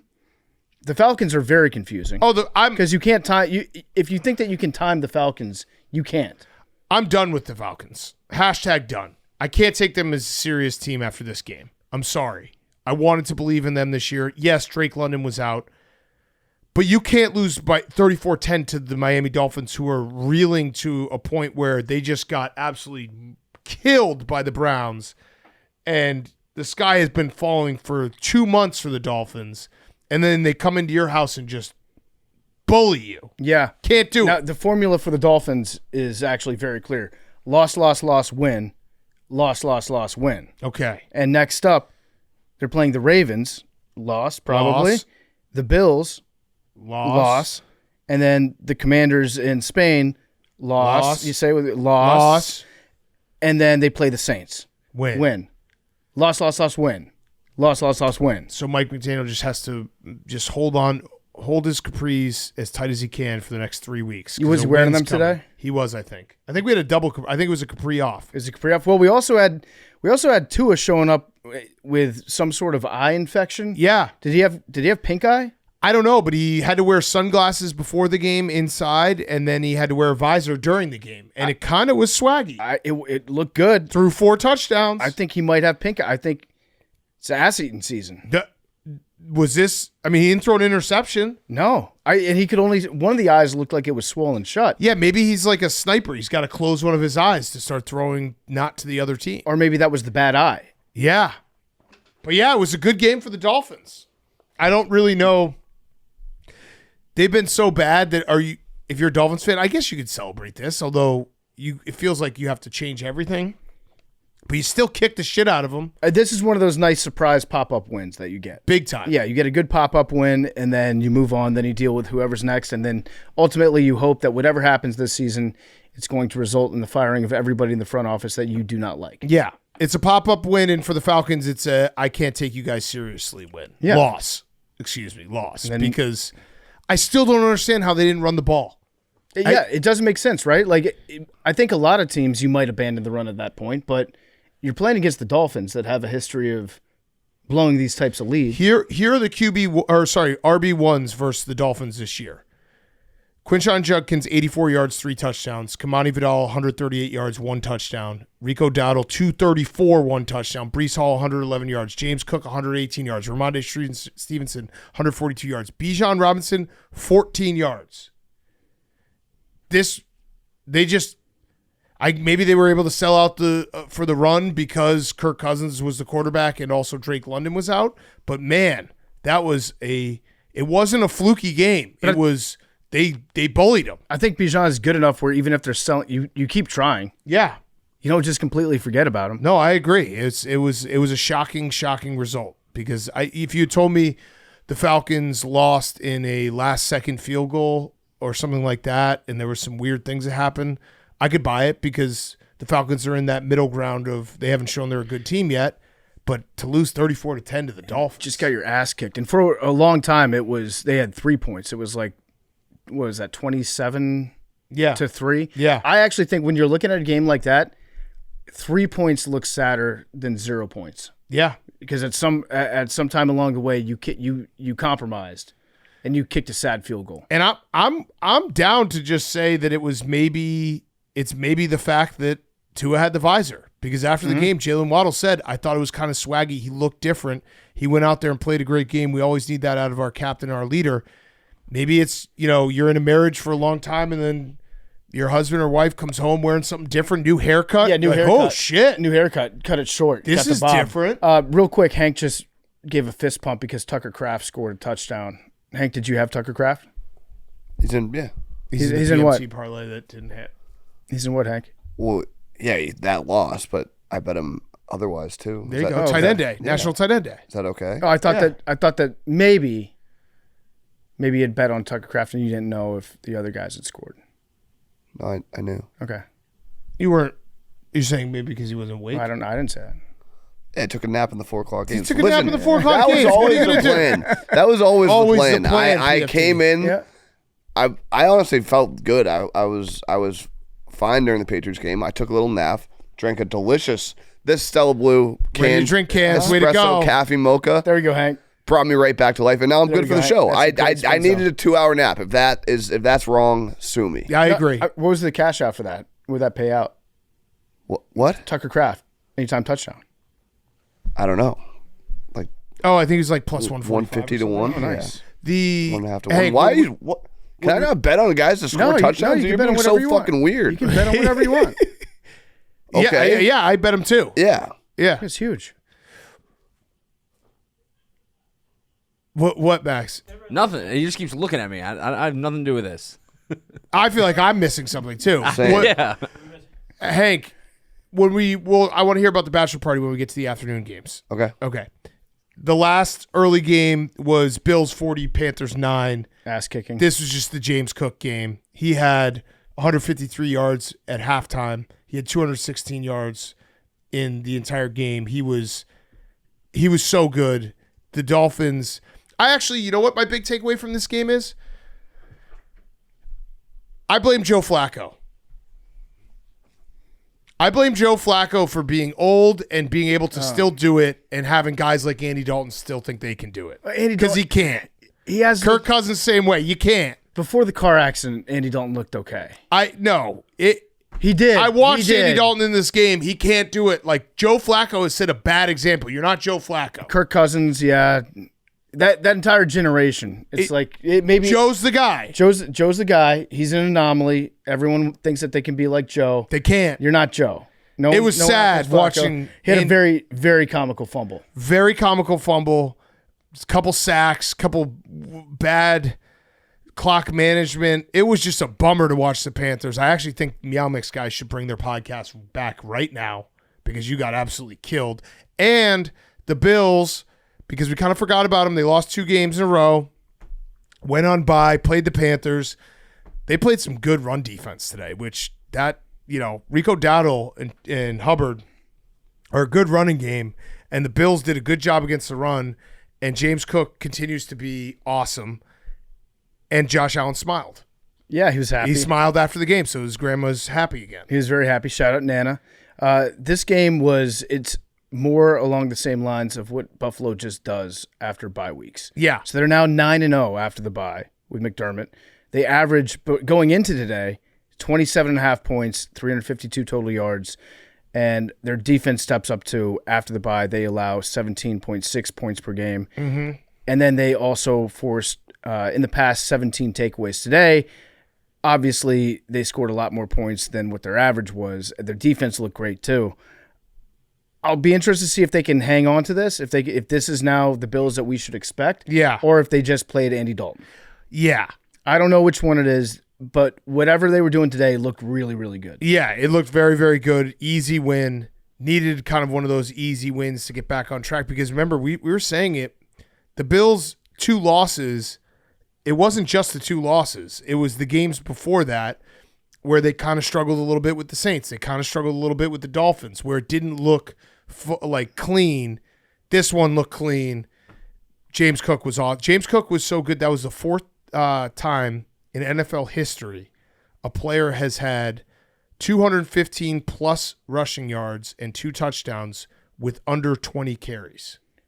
Ooh, That's pretty crazy. that's really good. Yeah, so Bobby Mitchell in 1959, Bo Jackson 1987, Derrick Henry in 2018. Pretty cool company. That is very cool, especially considering that the Carolina Panthers defense was good against the run for the last 3 weeks. Right. They were very good against the run. And they were able to run the ball. Yeah. And so this one was, the Bills, it was a no-doubter. Just the easiest game possible. Even the beginning of the game, it looked like the Panthers would maybe hang because they were forcing the Bills to work really hard for their yards. Like it was 3-0 after the first quarter, and then James Cook broke it all open. It's like, all right, forget that.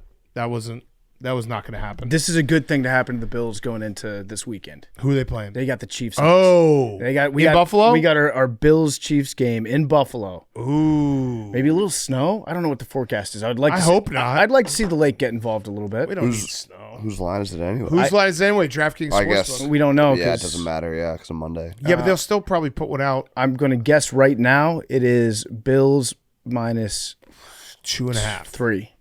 It is Bills plus Oh. 1.5. But Bills- that will probably shift depending on. You think when the Commanders cover? When the Commanders win.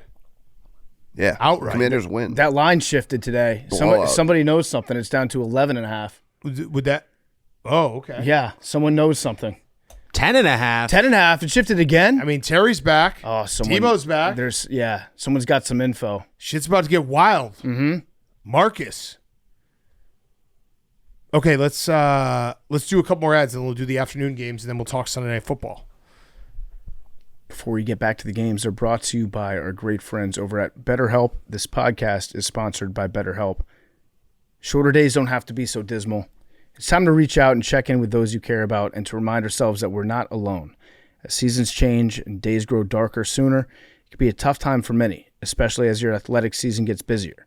This November, BetterHelp is encouraging everyone to reach out, check in on friends, reconnect with loved ones, and remind the people in your life that you're there. BetterHelp does the initial matching work for you so you can focus on your therapy goals. A short questionnaire helps identify your needs, your preferences, and our 12-plus years of experience and industry-leading match fulfillment rate means we typically get it right the first time. If you're not happy with your match, switch to a different therapist at any time from our tailored recommendations. This month, don't wait to reach out. Whether you're checking in on a friend or reaching out to a therapist yourself, BetterHelp makes it easier to take that first step. Our listeners get 10% off their first month at betterhelp.com/PMT. That's betterhelp.com/PMT. Check them out today. It is Mental Health Awareness Month. What better time to take advantage? Check out BetterHelp today. This podcast is also sponsored by Venmo, our great friends over at Venmo.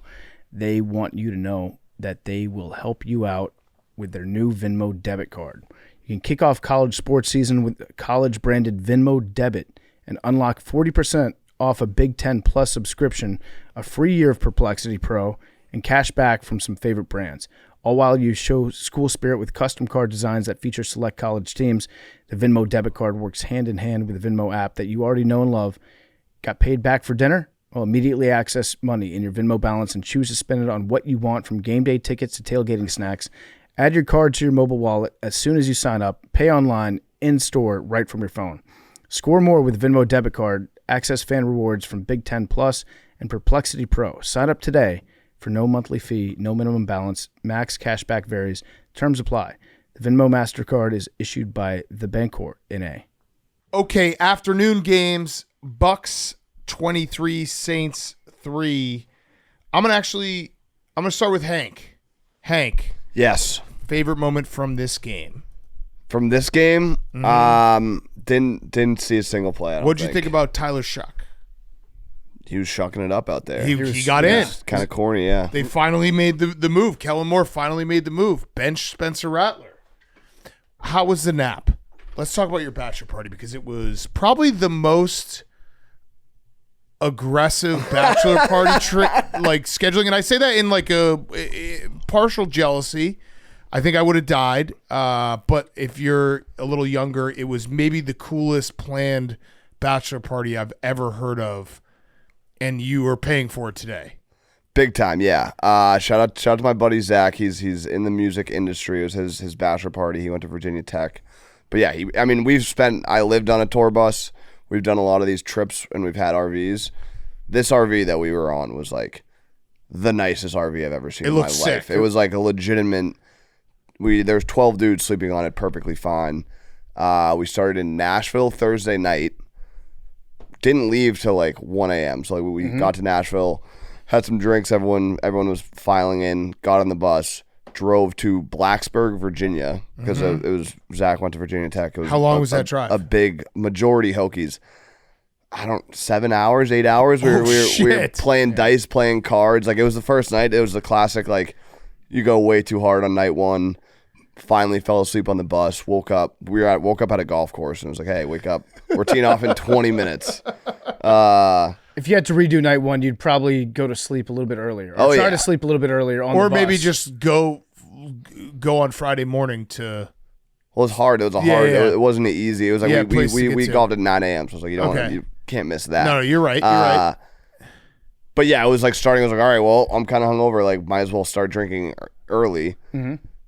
Great round of golf, beautiful golf course, and then we went again. It was all Virginia Tech kids, so they're all excited to go out, hit the town before the game, go to Blacksburg. 25-year anniversary of Enter Sandman. Oh, that's awesome. So you went to the game Friday night. Went to the game Friday night. Went out after. We didn't leave till 2 a.m. Like, we left. We went to the bars till the bars closed, and then got on the bus and left. They have this drink. I think the place is called Tots, and it's called a rail. And it's like everyone at college towns is like, oh, you got to try this drink. It's the best drink. It'll get you so fucked up. And it's like, yeah, every college bar says that. Probably not that big a deal. And I think I had 2 of them. Yep. I have never in my life. Then I woke up Saturday, and I'm like, don't hear anyone on the bus. I'm like, oh, everyone must be still sleeping. Like, we're probably not even there yet. I get up. Everyone was gone. Everyone's off the bus already. And where are you now? We're in Columbia, South Carolina. The rail in a parking lot. The rail that's a very true story about the rail. Everybody has 2 rails their first time because they've heard about this drink, and then who knows what happens for the rest of the night. And then they're like, I'm never having 2 rails again, except when they have a friend in town. They're like, you got to try the rails. Then their friend has 2 rails. Yeah, and it was like I legitimately like felt like my head was like 4 times as big as it was supposed to be the next morning. Like, I thought it was going to explode. Like, I actually thought my head was going to explode. Everyone, they had got one hotel room so people could shower, but that hotel room was like a 40-minute walk from where the bus was. So I was like, I'm not showering. Like, that showering, I didn't shower the entire weekend. And after about an hour of like, I was legitimately just like lying on the ground on pavement in the sun, like moaning and groaning every time I moved. And finally, like, I took some Advil. It like finally I was like, all right, I can like think. And then I just started drinking again. Went to South Carolina, which is beautiful, beautiful school. Beautiful. One of the only SEC schools I haven't really been to. Mm-hmm. Reminded me a lot of LSU in terms of like it's kind of in the middle of nowhere. Little bit sketchy, but like an awesome college town. Logistically, one of the worst places to leave I've ever been to. It's kind of like Soldier Field. Like, yeah. We left the game. It was like the bar we're trying to go to was a mile and a half away. It was going to take 2 hours to drive. Yeah. You were part of Cocktober though. We were part of Cocktober. I went on the what was it called? The Cockaboose. There's a train right outside the stadium that like donors like pay a bunch of money to have this little like basically like a private little train living room with TV area that's like literally 1 second outside the stadium. The Cockaboose, that was fun. Oh, did they do Sandstorm? Sandstorm was electric. They did Sandstorm like 20 times. Okay, Sandstorm is one of the greatest like dudes, like it gets the boys going. Yeah. Like, it is one of the most for the boys songs ever. Can you compare it to Enter Sandman? What hit harder? I like Sandstorm more. Like, I love Sandstorm just brings me back to just like being in a basement with my boys, just blasting Sandstorm. Dudes only and just going nuts, and that was like the same type of vibe. They should make a mashup, Enter Sandstorm. Yeah. So you went to South Carolina, Alabama. South Carolina, Alabama, great game, and obviously like when they play in the bachelor trip in the summer, it was like this is gonna be a top 10 matchup. Yeah. Still was a great game. South Carolina choked. Yeah, they almost did it. It would have been like it is funny and it's kind of fucked up, but it's like, and I don't, because we bet South Carolina, but it's like the vibe. It is funny how much different a vibe is after a game where like they won that game. Like, the town would have burned on fire, and then everyone was like kind of sad. We went out to the bars after. It was still a great time, but it would have been probably 10 times crazier if they had won that game. I have a question, Hank. Yes. Is South Carolina the most random state in the country? I think it might be. Yeah. That was Hank's tweet from over the weekend. So random. South Carolina the most random state? South Carolina has the top. If I had gone there, all I'd ever wear is the Palmetto logo. That logo's awesome. But yeah, I was just like, why? Well, and again, I was obliterated drunk, and I was like, why am I in South Carolina? Like, what is South Carolina? South Carolina, it's a lot of fun. Yeah, but it's very random. Like, it's not like, what is it defining? South Carolina is very notable, like, places. Yeah, it does. Charleston, extremely notable. Myrtle Beach, Hilton Head. Yeah, but those are all transplant cities to me. But it's still like there Right? are way Notable more places, random yeah. states. yeah. I mean, there's a Like lot what? of old money that's in Charleston, like families that have lived there for generations. Idaho? There's also a lot of people that moved there though. Yeah, Murdochs. yeah, the Murdochs. Yeah, some of them still live there. And then same thing. We went out till the bars closed. Went out after. It's also like a great golf state. Yeah. Great golf. Maybe the top 5 golf state. Yeah. No. I mean, it was just random. That was my vibe. And then I woke up, and I thought the original plan was like, we'll be at the airport at like 7:38. I'm like, oh, we're on a bus. Like, there's no way I miss this flight.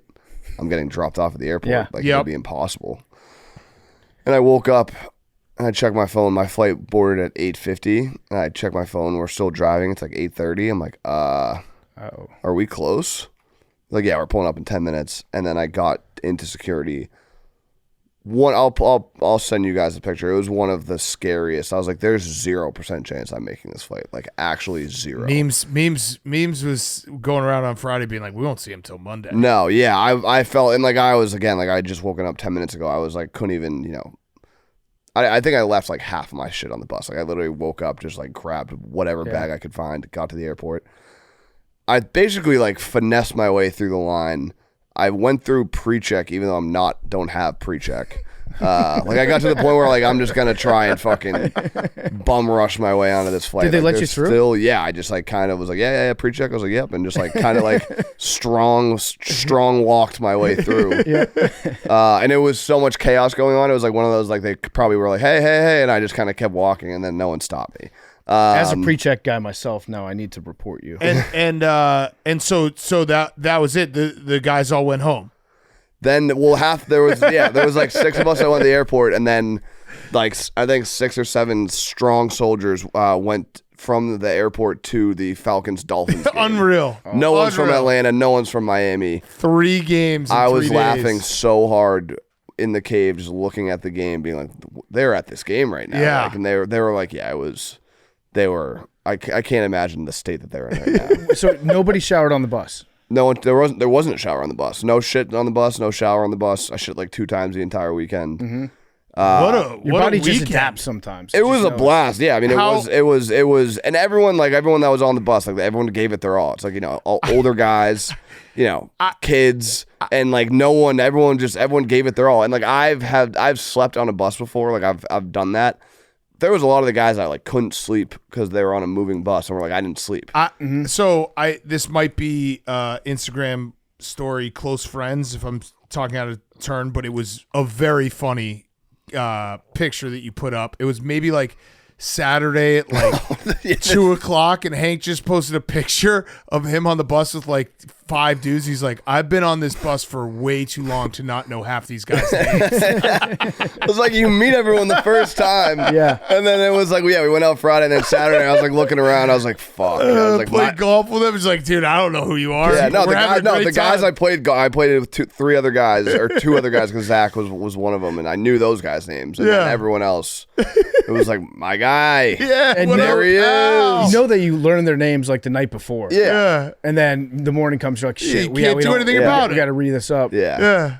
But yeah, it was a fucking blast. It was a great bachelor trip. It was pretty fucking random, and like it was funny seeing AWLs just being like, why are you in fucking Blacksburg? And then why are you in Colombia Yeah. just traveling the world? All right, that was our Bucs Saints recap. Yeah. I don't know. The Bucs fucking killed the Saints. It's Tyler Shuck season. I think I picked a great time to nap, by the way. Yeah, oh, yeah, yeah, yeah. No, you didn't miss anything. Missed nothing. This entire Sunday was nap Sunday. The only thing about this game that stood out was that one Antoine Winfield returned for a touchdown. Yep. And then the refs were like, yeah, there was a whistle. Somebody blew a whistle, but we don't know who did it. So, yeah, that's not going to be a touchdown for the Bucs. Yeah, it didn't really matter. It's also very funny to imagine the refs saying that in the Superdome when there's a guy in the front row wearing a giant whistle as a helmet. It's the like whistle it's man, the yeah. real life Tim Robinson. It's definitely the whistle man. Yeah. Yeah, the only thing I wrote down from this game was, one, the Bucs offense didn't look great, especially at goal line. I think they got stopped 7 times. It was bad, yeah. And then Levante David just needs a shout out because the fact that he's still doing it and 35 years old. You don't hear about 35-year-old linebackers very often. No. And he is 10 tackles, forced fumble. It's insane. 2012 draft class. So, yeah. I mean, this game sucked. And also shout out to Jason Light for after the game. He posted a video on Twitter of Cam Jordan talking about how the Bucs were going to go back to being the Bucs after Tom Brady left. Oh. And now I don't think that they've lost to the Bucs since that video. No, the Bucs have won the division, I think, every single year. Yeah, for the last 5 years. It's LICHT, Max, not spelled light. It's okay. I mean, the Bucs haven't lost to the Saints, I think, since that video. Yeah. Yeah, let's see this. Probably go back to, the Tampa Bay will probably go back to where Tampa Bay has been. Go back to. Yeah, that's some good salt right there. These teams hate each other. Yeah, I like but that. This was a domination, like an absolute. There was never a doubt. It was just the Bucs defense was phenomenal. I think we'll always have the Spencer Rattler. He's not as bad as you think moments. And I had it. I was thinking it. He was not good today. No, I was thinking it for when he said I feel like I'm playing winning football. I was like, you know what? He's kind of right. And no, that's not true anymore. He is not playing winning football, and it might be Tyler Shuck time officially. Tyler Shuck did not look better. He had a nice drive when the game was completely out of hand and it was garbage time. Yeah, he looked like a taller Jake Hayner. Yeah. Hank, do you think that you were sleeping with your mouth too open? No. Okay. All right. There was. I don't want to be a part of gotcha culture. Okay. Yeah, no, we're doing close friends exposes. That was a fair share. No, that's fine. That was a very funny. Keep it coming. Okay. So I came in the studio during the afternoon games to work on putting some prep together. And I walked in, it was dark. It looked like it was a laser tag game or something because we had all the lights off except for some glowing blue lights and some red ones. And Zach and Memes were sitting there in silence. And I walked in, they both looked at me like, what's going on? Then I realized Hank was on the couch. So they were actually like giving a cozy little nap space for Hank. Yeah. They were like, you want to turn the lights off? I was like, no, we can keep them on. And Memes like, no, we'll turn them off. It looks super cozy. Thanks, Memes. So I walked in, and then I was wearing the glasses that have the camera on it. So I just wanted to document walking in for the first time. So it wasn't even your fault. It wasn't my fault. The glasses, I turn them on every time I walk in this room. It looks like an actual dead body on the couch.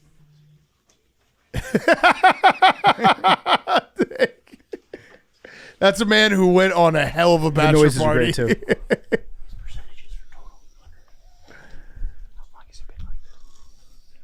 too.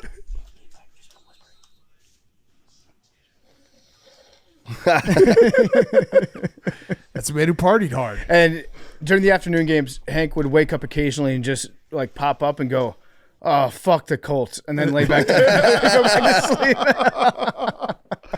Oh man, I'm not gonna lie. I'm impressed with the way that you're doing better than I thought. You're doing way better than I would be doing right now. I agree. Like I fell asleep on the plane again. I had to apologize, and I got on the plane so late, like it was already boarded, so I had to. And they're like everything was shut. I basically got in with a minute left before they closed the door, so I was in like 10. My row is 10, and I had to put my bag all the way in the back in like row 40. So we landed, and then I had to wait for every single person to clear off so I could then go get my bag. But I came in, I felt rested. I was like, I'm going to, watch this Patriots game, fight for the Patriots game. You were alert. and then I took a nap. Yeah. And now I'm back. I feel good now. You do. You're I way planned more it out alert. well. Yeah, you did. Okay, next game, Cowboys, another one that was a blowout. Cowboys 44, Broncos 24. The Broncos finally put together a full game. Their offense, it looked, even at the beginning when Bo Nix threw that pick early, you're like, are they going to do the fuck around thing? Nope, they did not do the fuck around thing. Bo Nix threw the ball everywhere, 4 touchdowns. Who scored? RJ Harvey had 3 touchdowns. The Cowboys defense is just so bad. So, yeah, the Broncos running game looked incredible today. Yeah. They were getting whatever they wanted. So, J.K. Dobbins had 7.5 yards per carry. R.J. Harvey had 6.5 yards per carry. Mims even had 6 yards per carry. It was just dominant. And Quinn Miners was just steamrolling dudes out there. He was just the pancake reel of Quinn Miners from this game is going to be incredible to watch because they were just getting their big boys downhill.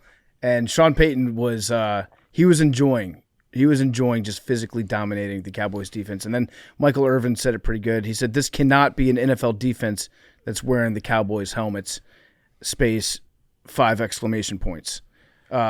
It looked ugly on the Cowboys side of the ball. Yeah. The Cowboys haven't won in Denver since Michael Irvin was on the team, 1992. Yeah. And that those Broncos uniforms, which we talked about, looked incredible. They look like a Super Bowl team in those uniforms. Yeah. That there's just something about those uniforms that are special. But yeah, it was finally the Broncos finally put together the full game that we've been looking for, not fucking around, not waiting till the fourth quarter.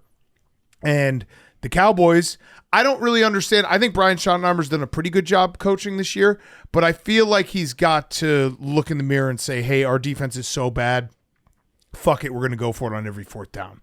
Because there was that one fourth down, I think they were around midfield. It's like maybe their own 44 where they were down 13 and they punted. Mm-hmm. Why would you ever put your defense back on the field? You have to just go for it on every fourth down and just become that team. Yeah, you should have no confidence in the defense whatsoever. It's kind of like the Commanders last year. We're just like, we're going for it on every fourth down because if we have 3 or 4 fourth downs and we convert 3 out of 4, it's better than punting 4 times. Yeah, I still don't think that the Cowboys are a bad team. They're still a very fun team. Very fun. But the defense is just so garbage that if you have a game like that from Dak, you have zero chance. Well, I have the Dak the Dak beater. Oh, by the way, we didn't even talk to Zach about the Bucs. I want your Bucs thoughts after this. My bad. That game was such a snore.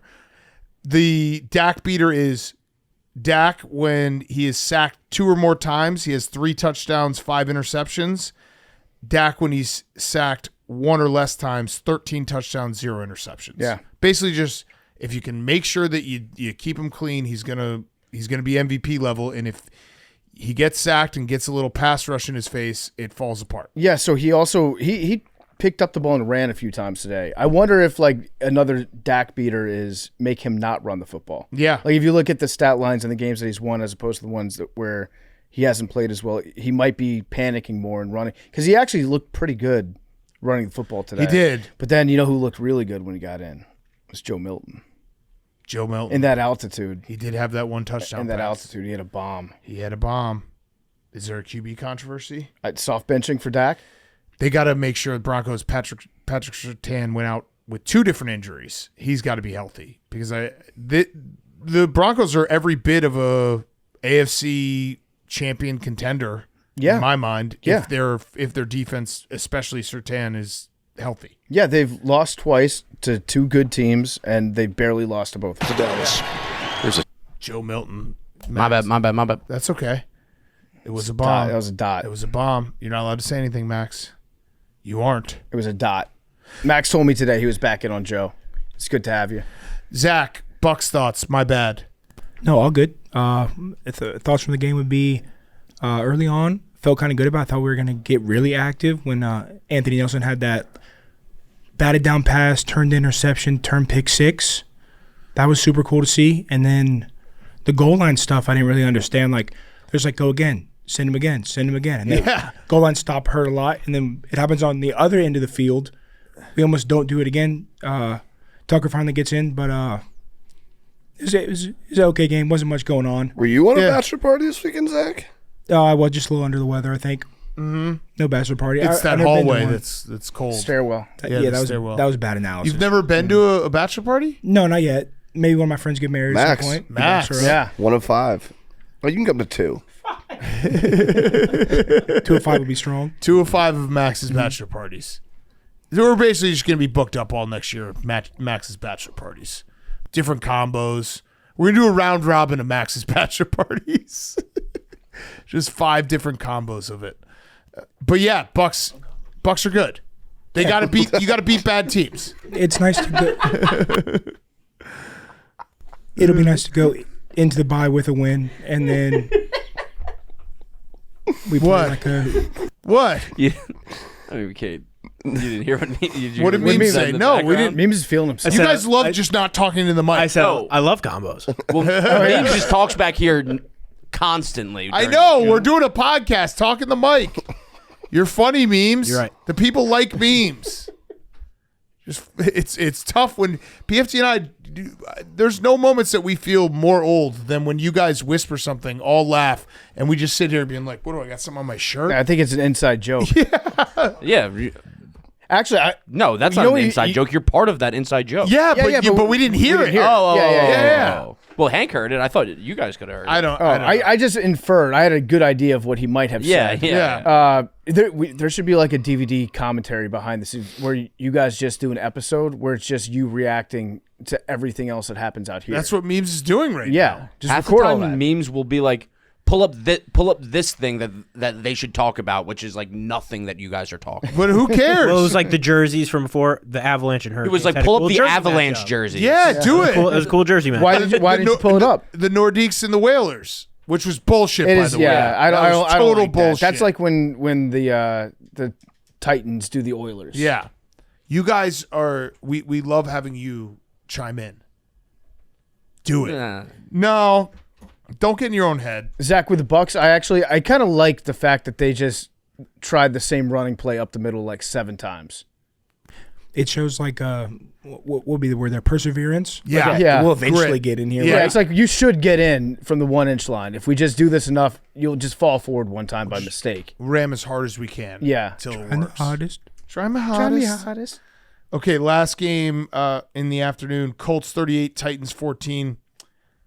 The Colts are just the best team in the NFL.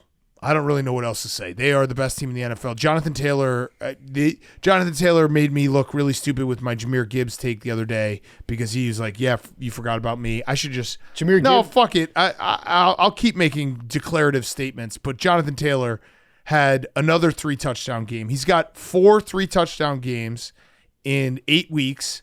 LaDainian Tomlinson, when he won the MVP in 2006, he had 6. So he's good. He should be the MVP.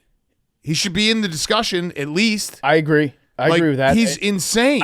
But I like the spot that you're in right now where it's like the Lions didn't play today. No, so yeah. Like, so after the Colts play, you're like, Jonathan Taylor's the best running back. Yeah. Then you see the Lions, and you're like, I forgot about Jahmyr Gibbs. And then the Colts play again, you're like, oh, I forgot about Jonathan Taylor. Yeah, Let's see how long we can how go. we do it here. Yeah, go back and forth. Yeah. Back and I'll forth. switch back and forth between running backs. He's awesome. Yeah, it does suck that the last touchdown was not a rushing touchdown. Yeah. It was a receiving touchdown because it was a pop pass from Daniel Jones. So it doesn't technically count on that because I think he might have been the first running back ever to get 3 rushing touchdowns 3 weeks in a row.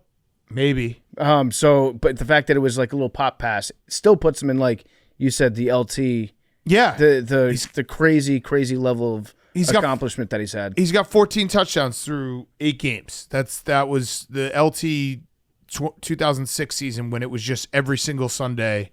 How many touchdowns is he going to get? Is he going to throw one? Is he going to run one? Is he going to catch one? Oh, he'll have 4. Yeah. Daniel Jones, we said this last week, but it has fully clicked for me that every time he drops back, I'm expecting a very good play to happen because he's just good at quarterbacking. You know what it is? I was thinking about this during the second half today. The Colts offense, I think it makes the most sense out of any offense. Okay. Like when I'm watching them, I'm like, this all makes sense. They use Jonathan Taylor correctly. They've got Pittman, who's a great receiver. Mm-hmm. They got Pierce that they'll just chuck it deep to, and he'll catch it every single time. Yep. When they chuck it deep to him, and then they've got Warren, who they'll just use for anything else that they need. Yeah. It's the most sense-making offense in the NFL. Yeah. they're just really fucking good, and they're the best team in the NFL right now. And I don't know what the rest of the season is going to hold, but it happened to me last week where I finally was like, you know what, this is not just a hot start. They're just really fucking good. So I expected it this week, and they delivered in exactly what I expected. Yep. They're the best team in the NFL. The Titans also delivered, for the most part, what I expected from the Titans today. I don't want to watch the Titans play football anymore. I feel like Titans fans don't even want to watch the Titans play football anymore. I don't really want to think about the Titans. No, nothing about the Titans is appealing. Cam Ward was a little exciting to start the season, but now he just gets sacked so many times, and his team, you can't really judge Cam Ward because every single game it feels like you turn on and the Titans are down 20 immediately. Yeah.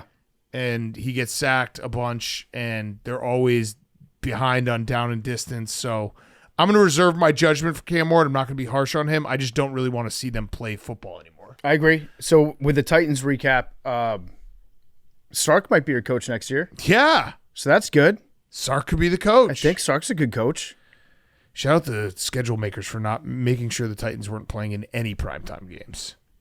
That is good. Thursday? No Thursday. Love that. I'm actually kind of shocked. I would have expected at least one. They have just an onslaught of noon kickoffs. Love that. Yeah, Sark though. Sark's trying to cool. get more money.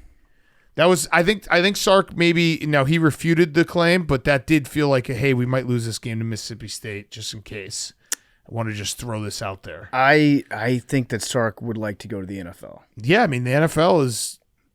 Because it could be a money-making thing, but also that would be his, third contract extension in 5 years? Yeah. That seems like a lot. Feels like the boosters at Texas would be like, why are we giving this guy a third reworking of his contract if we're not a great team right now?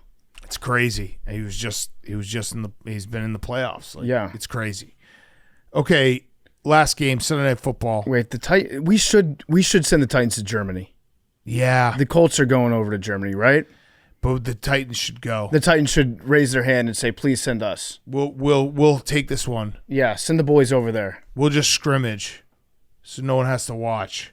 Hank, what do you think about the Colts' performance against the Titans? I know that the Titans were the Henry Dog. Henry Dog. Yeah, Henry Dog was Dolphins, Jets, Titans, so 2 out of 3. The Colts are really good. They're the best team in the AFC, probably the best team in the NFL. Were you upset that they beat the Titans by more than the Patriots beat the Titans? No, I don't care about that. Okay. But the Colts are good. They're Transitive legit. property. On aggregate, The transitive property is important. I don't care about the transitive property. it doesn't concern you. Playoffs. Yeah. Right now, let's look. If the playoffs started today, the Colts would be the 1 seed, the Patriots would be the 2, Broncos 3, Steelers 4, Bills 5, Chargers 6, Jaguars 7, Chiefs still not in the playoffs. I would say that's going to change. I would guess that the Chiefs are going to get into the playoffs. But the Broncos going 6-2 though now definitely it's going to be hard if the Broncos keep playing like this. It's going to be harder for the Chiefs to catch them. And then in the NFC, it is Packers with the 1 seed, Eagles with the 2 seed, Bucs with the 3, Seahawks, Lions 5, Rams, Niners. That's a strong. That tie is gonna fuck so much shit up down the stretch. The scenarios are going to be so much more complicated because of the tie. Yeah. So we should talk about that game. The Packers just absolutely dominated the Steelers in that second half. It felt like the perfect Tomlin spot. It felt like the Steelers were going to do what the Steelers do, win a game as an underdog against a better team off of a loss to the Bengals last week. And then the Packers' dark magic was stronger because that play to Tucker Kraft. Was it Tucker Kraft? Yeah. Tucker Kraft had an It was insane all to game. Tucker Kraft. But the Jordan Love just tossed it up there. Tucker Kraft picked it from the sky, like 50-yard gain. But yeah, Tucker Kraft was insane. Jordan Love looked so good. I said this last week, but the Packers are really, really good. And I know that the tie kind of got people off the scent, and maybe the slow start against the Bengals. They're a scary, scary team. Yeah, they were. Jordan Love tonight was just unconscious for like 30 minutes of game time. Yeah, the ball didn't hit the ground for like a It didn't quarter. hit the ground. Even on the one, the pass that you're talking about, like that was a get me out of here throw. Yeah. By Jordan Love. Didn't really aim it anywhere. He aimed it to the side of the field because he's like, I'm pretty sure this is one-on-one over here. I'll just let Tucker jump up and try to grab it. He's a very smart quarterback. Yeah. He's a very smart quarterback. And even though the running game wasn't what they wanted it to be, it really never felt in the second half like it was any effort at all for the Packers to dominate that game. Yeah, the Packers are just really good. I don't know what to say. That actually, I was rational about where the Bears earlier in the show, but watching the Packers be this good, the gap in the NFC is significant when you're talking about like the Eagles, the Packers, the Lions, even the Rams, and then kind of everyone else. Yeah, the only thing about the kicker, you might want to do something about your kicker. Yeah, because that's the type of guy that's going to come. He's going to come back to haunt you in the playoffs. Would you? I'm going to give you a momentary take reprieve. I'm gonna say right now you get immunity. Yeah. Would you like immunity on your take that the Steelers are going to win a playoff game? I'd like to be immunized. Okay. As Aaron Rodgers put it. Weird stuff. It's still early. It's still early in but the they're season. the same old Steelers. They do look a lot like the exact same Steelers that we've seen for 10 years. Just a pitch left, a pitch right. I don't need, and then a 3rd and 5 incompletion. I don't need the immunity. When we were watching the game, it dawned on me that the Steelers don't try to get first downs on second down. No. If it's 2nd and 7, if it's 2nd and 8, 2nd and 10, the Pittsburgh Steelers are not trying to get a first down. They're trying to set up their 3rd and manageable, where they can then run another play that's designed to just barely get a first down. Barely. They, like a good team, will get 4 yards on first down, and then they'll be like, okay, playbook's kind of wide open right now. The Steelers are like, no, let's run the toss to Warren to the outside.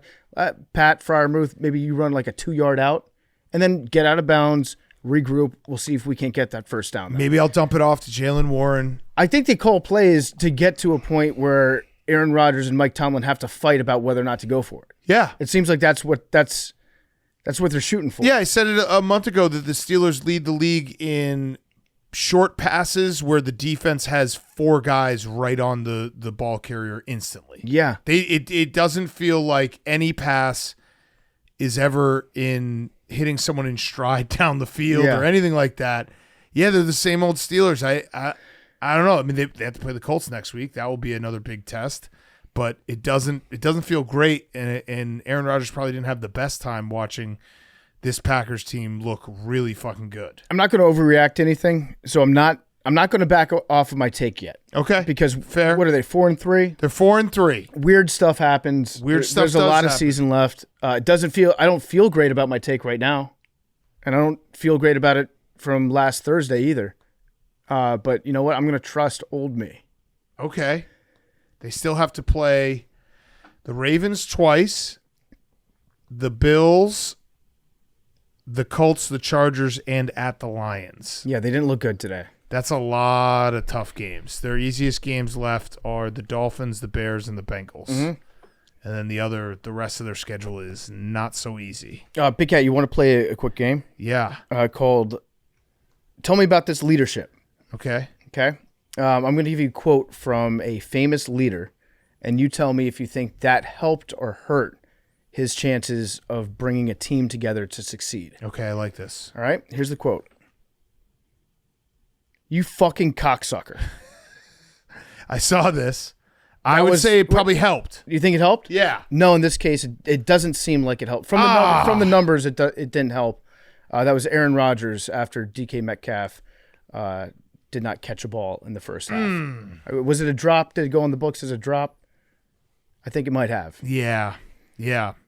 Hey, do you want to do another hot take that I'll have to change in a week? Uh-huh. Tucker Kraft, best tight end in the NFL. I would say let's just get fucking reckless. That was it. Yeah, was it the last thing we watched? And yeah, did he have 143 yards and 2 touchdowns and looked absolutely explosive and unguardable? Why not? Just fucking say it. And then next week, Sam Laporta has a great game. Okay. Kelsey's gonna have a vintage game on Monday. No, night. he's not. No, he's not. You think Taylor Swift's going to be at the game tomorrow? Yeah, right. Should probably say hi to you. Yeah, She'd definitely be at the game. Monday Night Football. Get an invite to the box. you got to go into her box. If she invited, invited. if she's like coming to my box, I'll say okay. Done. Yes, ma'am. No problem.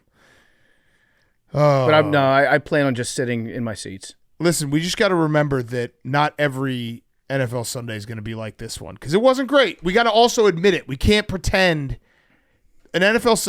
Sorry, I just saw Meme's face when I said that because it does coincide with the Jets playing the most exciting game and winning their first game. Yeah. But would you say it's a fair statement, Memes, that on a whole, this wasn't a NFL Sunday to remember? Correct. I'll remember it. Yes. Yes. Fair. But also, But the Jets are also the most entertaining team in the NFL. I like that. Yep. Talk about them every week. Okay. Yep. Okay. Yep. Good. Mainly bad. I was going to say good or bad, but mainly bad. But we still talk about them. We're obsessed with them. Yeah. Very entertaining. Yeah. I like it, Memes. And it's almost more special that you won in a week that was down for – because it was like, this is your week. The Jets are that's by far the story of the week. Yeah. Yeah. Week 8 versus the Bengals. Happened 4 years ago? Was this Justin Fields' Mike White game? Yeah. This was? Because I know it's important. Yeah. That's a distinction and an honor that you withhold for like very, very special circumstances to declare somebody as having their Mike White game. Memes, I'll say thank you. So was his Mike White game? No, Mike White got put in the Hall of Fame for that. Yeah, true. Do you think? Brees Hall's Mike White game. Okay. Wait, I thought it's not just for quarterbacks. No. Anyone can have a Mike White game. You just got to be touched by God that day. That was Memes. I will say thank you because we were talking about it with 8 minutes left. You guys were down 14 points, and it looked like it was going to be, hey, if the Jets don't get this first down, it's going to be Bengals win by 14. You were the only game that was not decided by double digits. Isn't that crazy? That is crazy. Every single game, I'll read you the point, the winning margin. Dolphins won by 24. Patriots won by 19. Eagles won by 18. Bills won by 31. Ravens won by 14. Texans won by 11. Bucs won by 20. Broncos won by 20. Colts won by, I'm doing really good math here, 24. Packers won by 10. And then the Jets won their game by 1 point. That's pretty nuts. Yeah. You're welcome, America. That's some pretty shitty games, but the Jets saved Sunday. Yeah, the second half of the Sunday night game, I was like, this has been one of the better games. It was still a 10-point loss. It was actually the closest game. And it was only because I hadn't seen anything that was close before that. It was if you're just going by winning margin, it was the second closest game that we watched. Yeah. Was Sunday Night Football. You know what that tells me? Yeah, we're going to have a great Monday Night Football game. We're going to have it's going to be legendary. Okay. Mariota might have his Jaden Daniels game. He could. Yeah. He absolutely could. Should we talk a little baseball before we do Who's Back of the Week? Yeah. That Friday night in Toronto was incredible. That Grand Slam was incredible. I thought for a second the Blue Jays were a team of destiny. And then Yamamoto on Saturday was equally as incredible with a complete game. Second complete game in a row. Complete games, there's something about them, man. They've been completely phased out of the sport. So when a guy does it, something gets a little tingly for me. It's nice because in between innings, they go to the dugout and you see the guy that's pitching. And they zoom in real close on him. Yep. And he's like sweaty and tired, and he's like, "I'm going to go back out there." And you're like, "What a fucking warrior this guy is!" Yeah, what a monster. Thank you for your service, sir. And then getting him to watch him go out there and continue to be dominant. That was a lot of fun. Now, I think he probably got a little bit of a burst of energy from the Jonas Brothers concert. Definitely. Because that was awesome. I think America really enjoyed that during an actual literal World Series game. That was very cool. We also had it was the Dodgers right when you thought, oh man, the Blue Jays, this could be special. Team of Destiny. They hit the way they jumped on the Dodgers on Friday night was insane. Yeah, it was cool. And you're like, this offense can go with the Dodgers. And they still can. The series is only 1-1. But the way the Dodgers did that on Saturday night just shut them down and did their, oh, yeah, we don't even need our best dudes to do it. Yeah. We'll just have, Max Muncy hit a home run. And, I mean, he's very, very good, but he's not Shohei.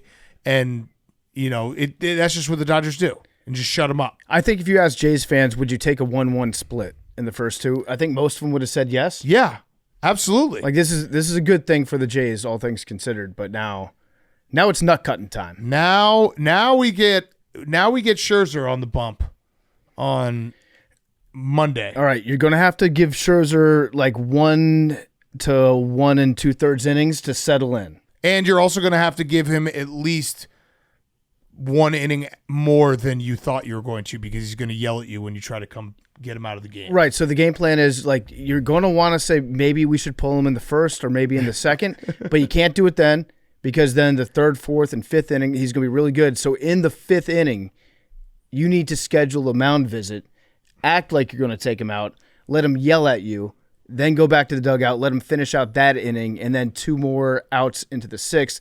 Then you can pull him out. Yes. That's the game plan for Max Scherzer, and he's an awesome pitcher if you stick to that game plan. Friday night I was listening to the OK Blue Jays song. It's ridiculous. Okay, Blue Jays, let's play ball. Hey, what do you say? We got a bat. We got a ball. It's crazy. I caught Toronto Jays fever for a second. Max even tweeted that he was wrong about the Blue Jays. Yeah, no, I take that back. Well, Friday you were wrong about the Jays. Yeah. You said sweep. I did. Well, I said sweep because everyone was saying Dodgers in 5. I said Dodgers in 4, so technically I was wrong. But it's still gonna be Dodgers in 5. Wait, what was your final pick? Dodgers in 4. Oh, So I yeah. was wrong. So you're wrong. Yeah, okay. Yeah, he's already wrong. Yeah, you're wrong. Yeah, I was wrong. Yeah. But Dodgers. Stop. It's triggering. Also, shout out to Hank for battling back on that back 9. Yeah. Good job. You owe me money, though. I do. And credit to Hank also because he knew that he battled back on the back 9 and then just sat here and took the abuse on Thursday when we talked about the round that was already out. Yeah. How much money do you owe me? I owe you $500. I owe PFT like $10,000. Why don't you and PFT play for my $500? I'm gonna just pay PFT and then we can then start again. No, I don't. I don't want. Yes, I'm done with this. I'm done with this. I'm done with this. Hey, hear me out. I don't want to take $10,000. Yeah. Can you dunk on a 9-foot hoop? No, I don't want to take $10,000 from you. I don't care. What if you just let's do some more parlays? Yeah. No, I'm done. I would like. Can I get one parlay? One parlay for everything, Hank. Okay, one parlay for everything. It has to be. No, I'm not doing $10,000 Hank, parlay. No, Can I get a $500 parlay? Yeah. Listen. Here's what I propose. If you cook up a parlay, it has to be. Wait, it has to be 5 to 1. Okay. All I'm asking for is 5 to 1. I'm gonna put $2,000 on it. I will put the $2,000. No. I'll put $2,000 on it. No. If it hits, debt is wiped clean. No. Wiped clean, Hank. I'm just if gonna it hits, pay you and you can do whatever you want. I don't want $10,000 from you. Everyone's like, oh, you guys make these bets and never even pay, and I want to pay you. You've tried so hard to pay. I want a parlay. I get one parlay. You get a parlay. Give me a plus 500 parlay. All right. And let me bet on it because in the past you've been betting on it, and then you plan on it. Let's do it a different way. Okay. You only owe me $500. I just want one parlay. I don't give a fuck. But what if it doesn't hit? If it doesn't hit, then you owe me $12,000 plus interest. And then we'll do another parlay. No. And on this one, I'll put more money on it. No, I actually don't want a parlay, Hank. I just want 1 week. You can just tell me before on Sunday. I'm going to send PFT the money. He's not going to accept it, and then we'll just revisit give him this cash. probably. No, Hank, I want just 1 week before kickoff. Just say just be like, you got $500 on this hungry dog. Okay. So I'm just riding with you. All right. But the Bears can't be against That's the fair. Bears. That's fair. And can it be for tomorrow night? Yeah, I don't know. I don't know if tomorrow night is going to be my best thinking day. No, but sometimes your best thinking days are when you're true. not thinking at all, when you're That's just true. in the zone. True. I will. I can. Yeah. I just give me something to put on this game. okay. I mean, I'm gonna have a lot emotionally already riding on it, but yeah, give me something 5 to 1, and then debt clean if it hits. All right. And you have to dunk. No, Okay. But you do. On a 9-foot hoop. I'll try. You could do a 9-foot hoop. Maybe. Probably. Okay, let's finish up with who's back of the week. It is brought to you by our friends at Twisted Tea. It's Halloween weekend. You're juggling 3 parties, a questionable costume, and 6 football games at once, and there's only one thing that can hold it all together, Twisted Tea. That's right, real brewed iced tea, 5% alcohol, no carbonation. It's the drink that says, yeah, I can wear a costume and still win my bets. Whether you're tailgating dressed as a zombie or at a house party checking your team lineups between game rounds, Twisted Tea is the one thing that always comes in clutch. Your costume might be questionable, but your drink shouldn't be. So whether it's kickoff or costume time, bring Twisted Tea and keep it twisted all Halloween weekend long. With Twisted Tea, we love Twisted Tea. It's the perfect drink this weekend. Go check it out, Twisted Tea. Get the original, get the half lemonade, get the peach. Do it all. I was having a Twisted Tea on Friday night. It was great. All right, Hank, your Who's Back of the Week.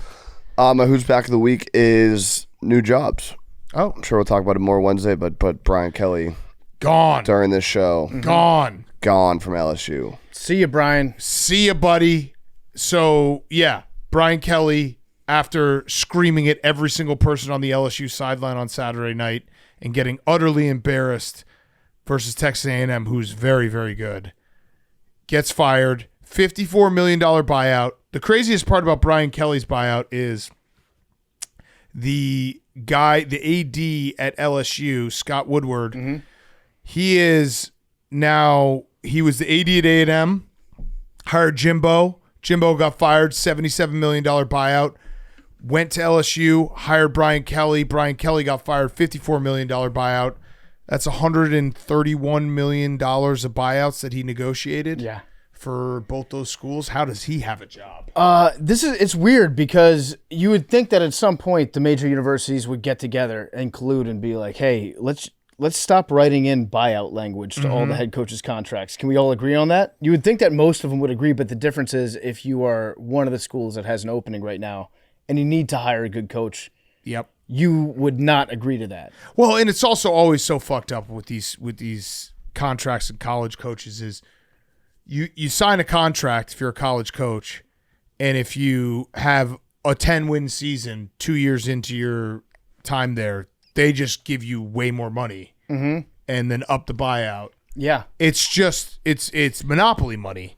And so now we have LSU, Florida, Penn State, UCLA, Arkansas, Virginia Tech, Oklahoma State, Stanford as of right now. I think I'm Virginia missing Tech. Yeah. And I said Virginia Tech. I think Here, I might James be missing Franklin one. at Virginia Tech. I might be That's missing what one, but words on the street That's are what saying? the buzz, there's a lot of buzz about that. The buzz at Tots? Yep. James Franklin? Virginia Tech. He's a great recruiter in Virginia. Because I had a thought, and it's just an intrusive thought that hit me, and I whispered it to Max on the couch about like 2 hours ago. Have you thought about a world where Brian Kelly is the coach of the Wisconsin Badgers? I'd be fine with it. He'd make us better than what we are right now. He gets good results. I'm probably not invited to the sideline as of right now anyway, so what does it matter if Brian Kelly's the coach? I'll still not be invited to the sideline. I don't care. True. I just want to win football. I want to we scored our first touchdown in 12 quarters on Saturday night against the Ducks in Oregon. I was like legitimately pumped. Like, holy shit. Covered. We easily covered. Not just covered. Blew them out. You say easily covered. You blew Vegas out. Not even close. But yeah, Brian Kelly, I've said some shit. I'm going to keep saying shit. If you want to coach the Badgers and try to get us back to, 8, 9, 10 win land, I'm in. I'm in. I'm so sick of watching my team suck every Saturday that I will have the guy that I probably hate most of any coach my alma mater. It is interesting just how Brian Kelly never really got along with anyone at LSU. No one really liked him. He didn't really have any fun at all coaching the LSU Tigers. Yeah, someone put it perfectly. They had a video of Brian Kelly leaving after he got fired. I guess he went into the facility for a couple minutes. They fired him. He left, and he was seen driving in an Audi station wagon. And they're like, this right here is exactly why he never was going to fit in at LSU. Yeah, it was. They literally had a reporter that was hiding in bushes. Yeah, to get the footage of him leaving the facility in and his Audi driving away. station wagon. I was hoping it was going to be a Rory McIlroy situation where he was going to like speed off No, it was just like a calm back out and drive away. They're like, I got the scoop. 54 mil. I wonder if he's going to coach again. Why would he 54 coach mil. again?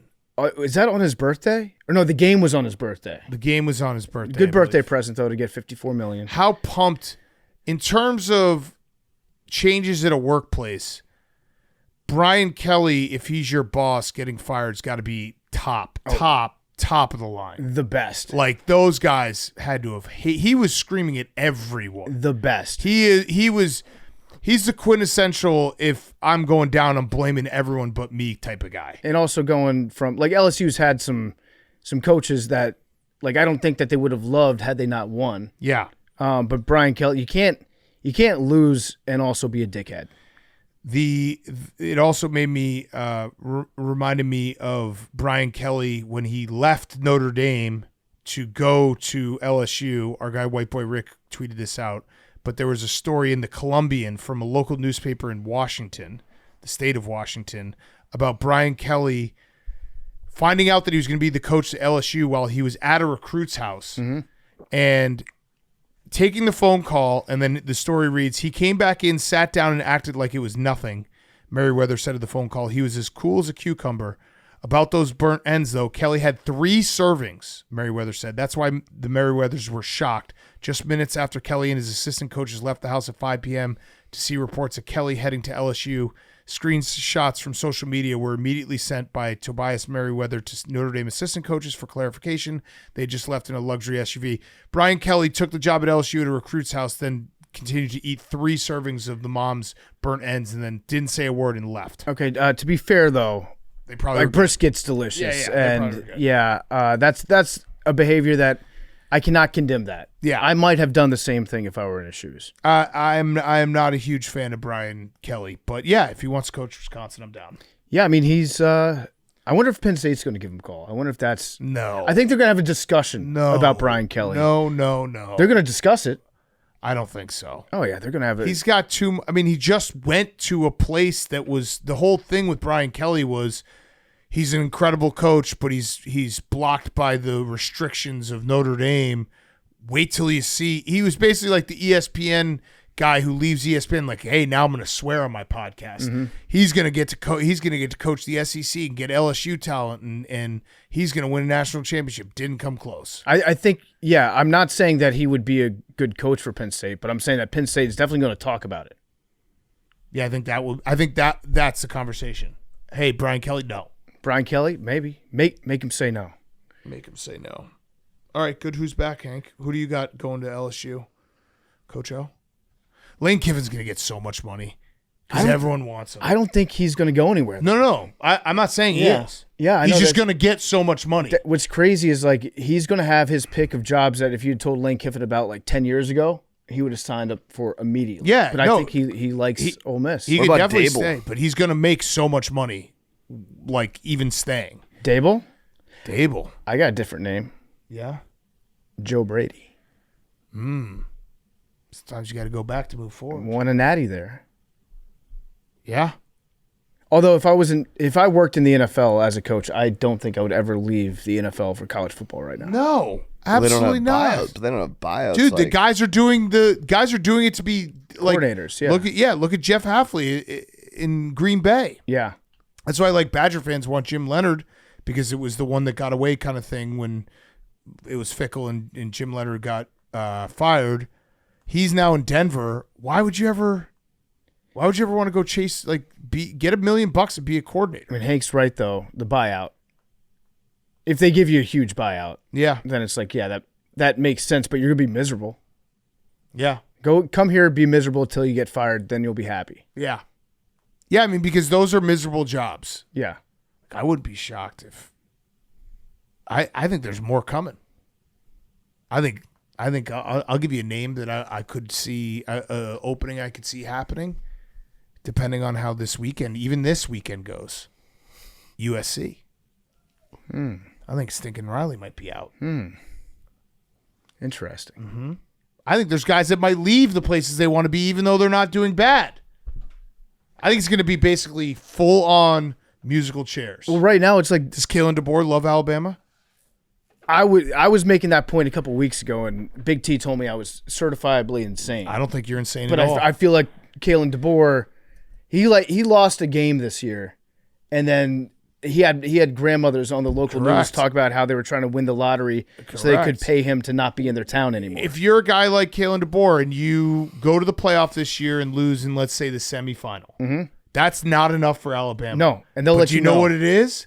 It's enough for a USC or somewhere not in the SEC to give you a shitload of money. Yeah. And treat you well. Because like Penn State, they had James Franklin for a very long time. You can say there definitely is a difference when you're at an Alabama or an LSU where the temperature gets hot very quickly. It gets very hot. I feel like LSU Florida State might be open. LSU best job available. This is like a dream when we did. Yeah, LSU probably. Yeah, because LSU will always have the benefit of all their homegrown talent wants to go to LSU. This is a dream scenario memes when you're playing NCAA video game. You're like, what are the openings this year? Some years there's none. Some years it's like, holy shit. All these places are offering me. Spot on. Yeah. And Florida State's not going to be open. Officially? They said they met with Mike Norvell? the boosters, and it's like over $100 million. We can't do this? They're just Yeah. keeping them. What about Dabo? Dabo, I don't think they'll force him out. I think they'll give him another year. I got a name. Because they kind of put it back together a little bit. Like they're not a playoff team, but they're not. Dabo at least is gonna probably win 7 or 8 games. I would say Clemson's 3-4 right now.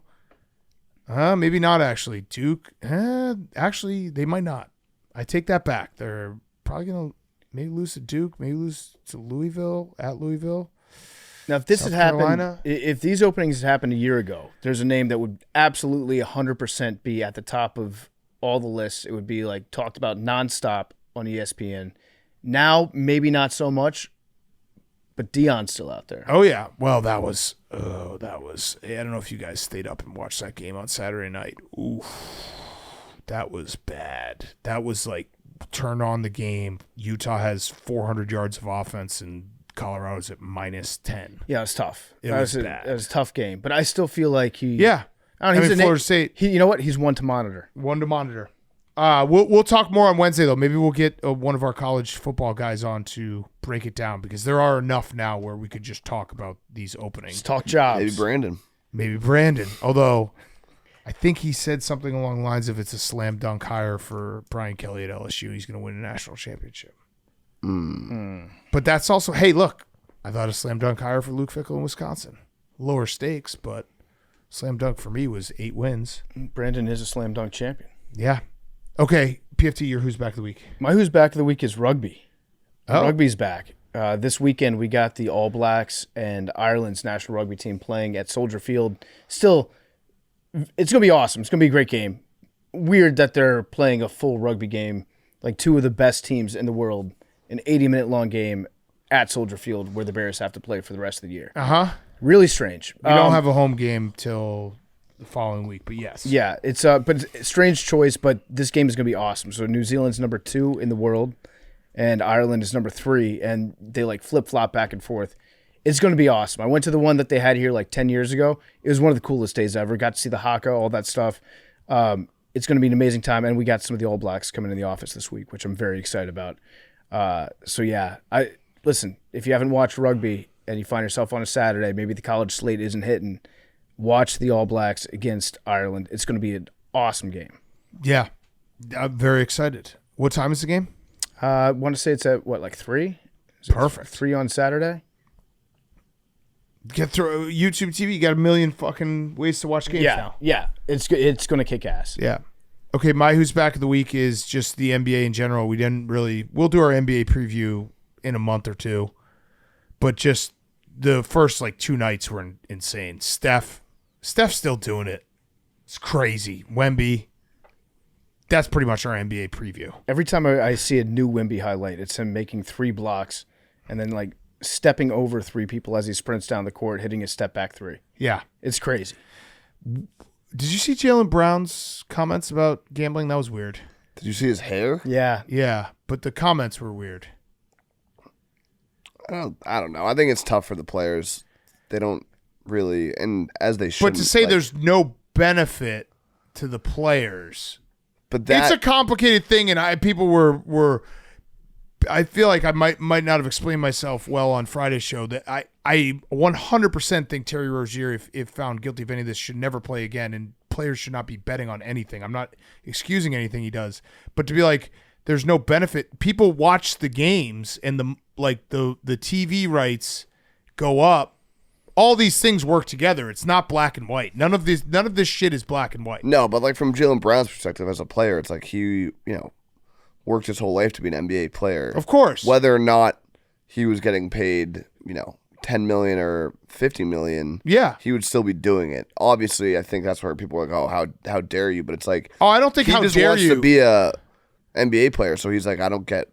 Yeah, I just feel like he doesn't like the. But why should he? Who cares? No, I'm not like offended by it. It was more like, do you not see the connection that the people gambling on games does drive viewership, does drive money for the TV rights that does. I understand it. Cap. I'm not surprised that he didn't, I guess. I think that on a day-to-day basis, if you're in the NBA, the interaction that you have with gambling is mostly people that are just DMing you the angriest, most hateful shit ever on social media. And then that's how you think of gambling. It's sure. It's like, I don't give a fuck about people who are gambling on sports. That stuff is definitely true, and it's too far, people DMing, but like being like it just got introduced a few years ago. No, it didn't. Yeah, gambling's been around for a while. For a very long time. I think like having the... But it was never like they didn't gambling have company the sponsorship. Yeah, sponsors. But and that's like money in his. That's the cap going up. Yeah. Right. Yeah, that's where it does help him. The other Jaylen Brown news. The hair thing was pretty funny. Was hilarious. It was very funny. What was the hair thing? He's making headlines. Like literally on people's uniforms. He had like the Carlos Boozer Oh, spray he got a little paint job. and then he who was it quickly? Yeah. He was playing OG Anunoby. He wiped his head off on man, his that's jersey, very and you can funny. just It was see like- the black streak. That's It's so like when funny. like a girl at a wedding. Yeah. Like you give a girl a hug and it like gets shit all over your suit. Oh, the makeup, yeah. Yeah. All of Max's analogies are going to be wedding related. Yeah. It's facts. And it was his birthday cut. He was trying to get fresh, so he did the enhancements for the birthday. And then tonight, there was another screenshot of somebody that had what appeared to be, That's I don't very know, some funny. sort of rub-off head. Yeah. Max, you're all the way back in on the Sixers, right? Yeah, VJ Edgecombe, absolute beast. There you go. That's how Bulls you, are 2-0. That's how you rebuild right there. Oh, Future Wimby face this league. Wimby has looked incredible. Future face this league. Yep, best NBA debut since Wilt Chamberlain. Wow.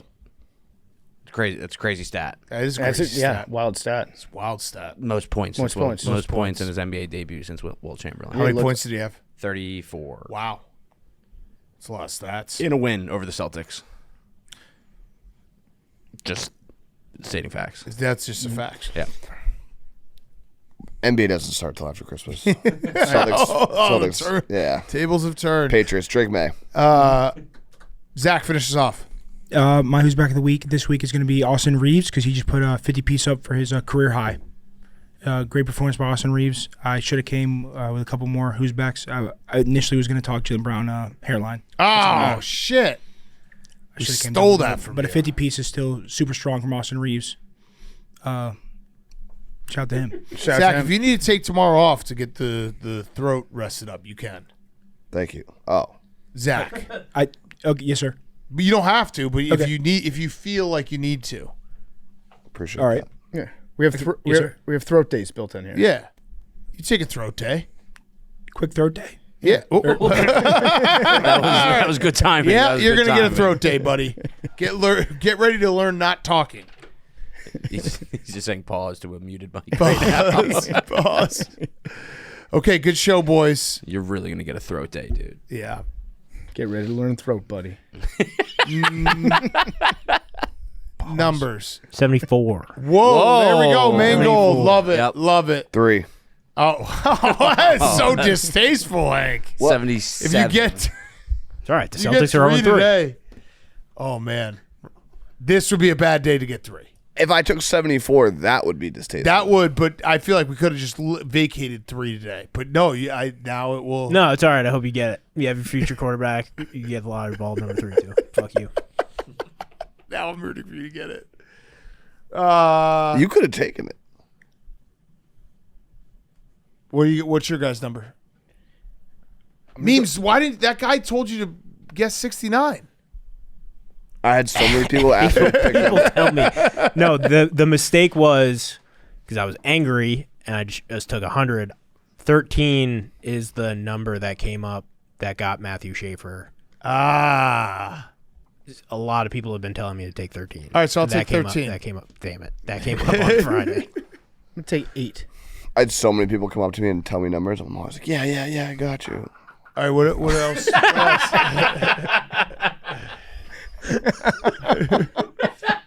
Zach? I'll take 7. Okay. Jalen Brown. 99 Pug. This feels like a pug day. 44, and what was the other one? 86. And 44 for Jack. I'm rooting for 74 memes. What a day this would be for memes, huh?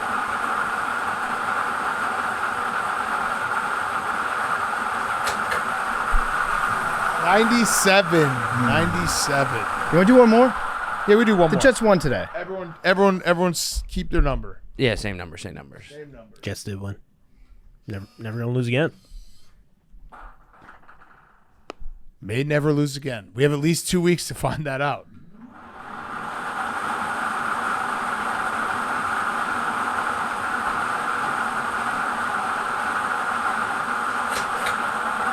$51. Is that anyone? Nah. 51. I love you guys.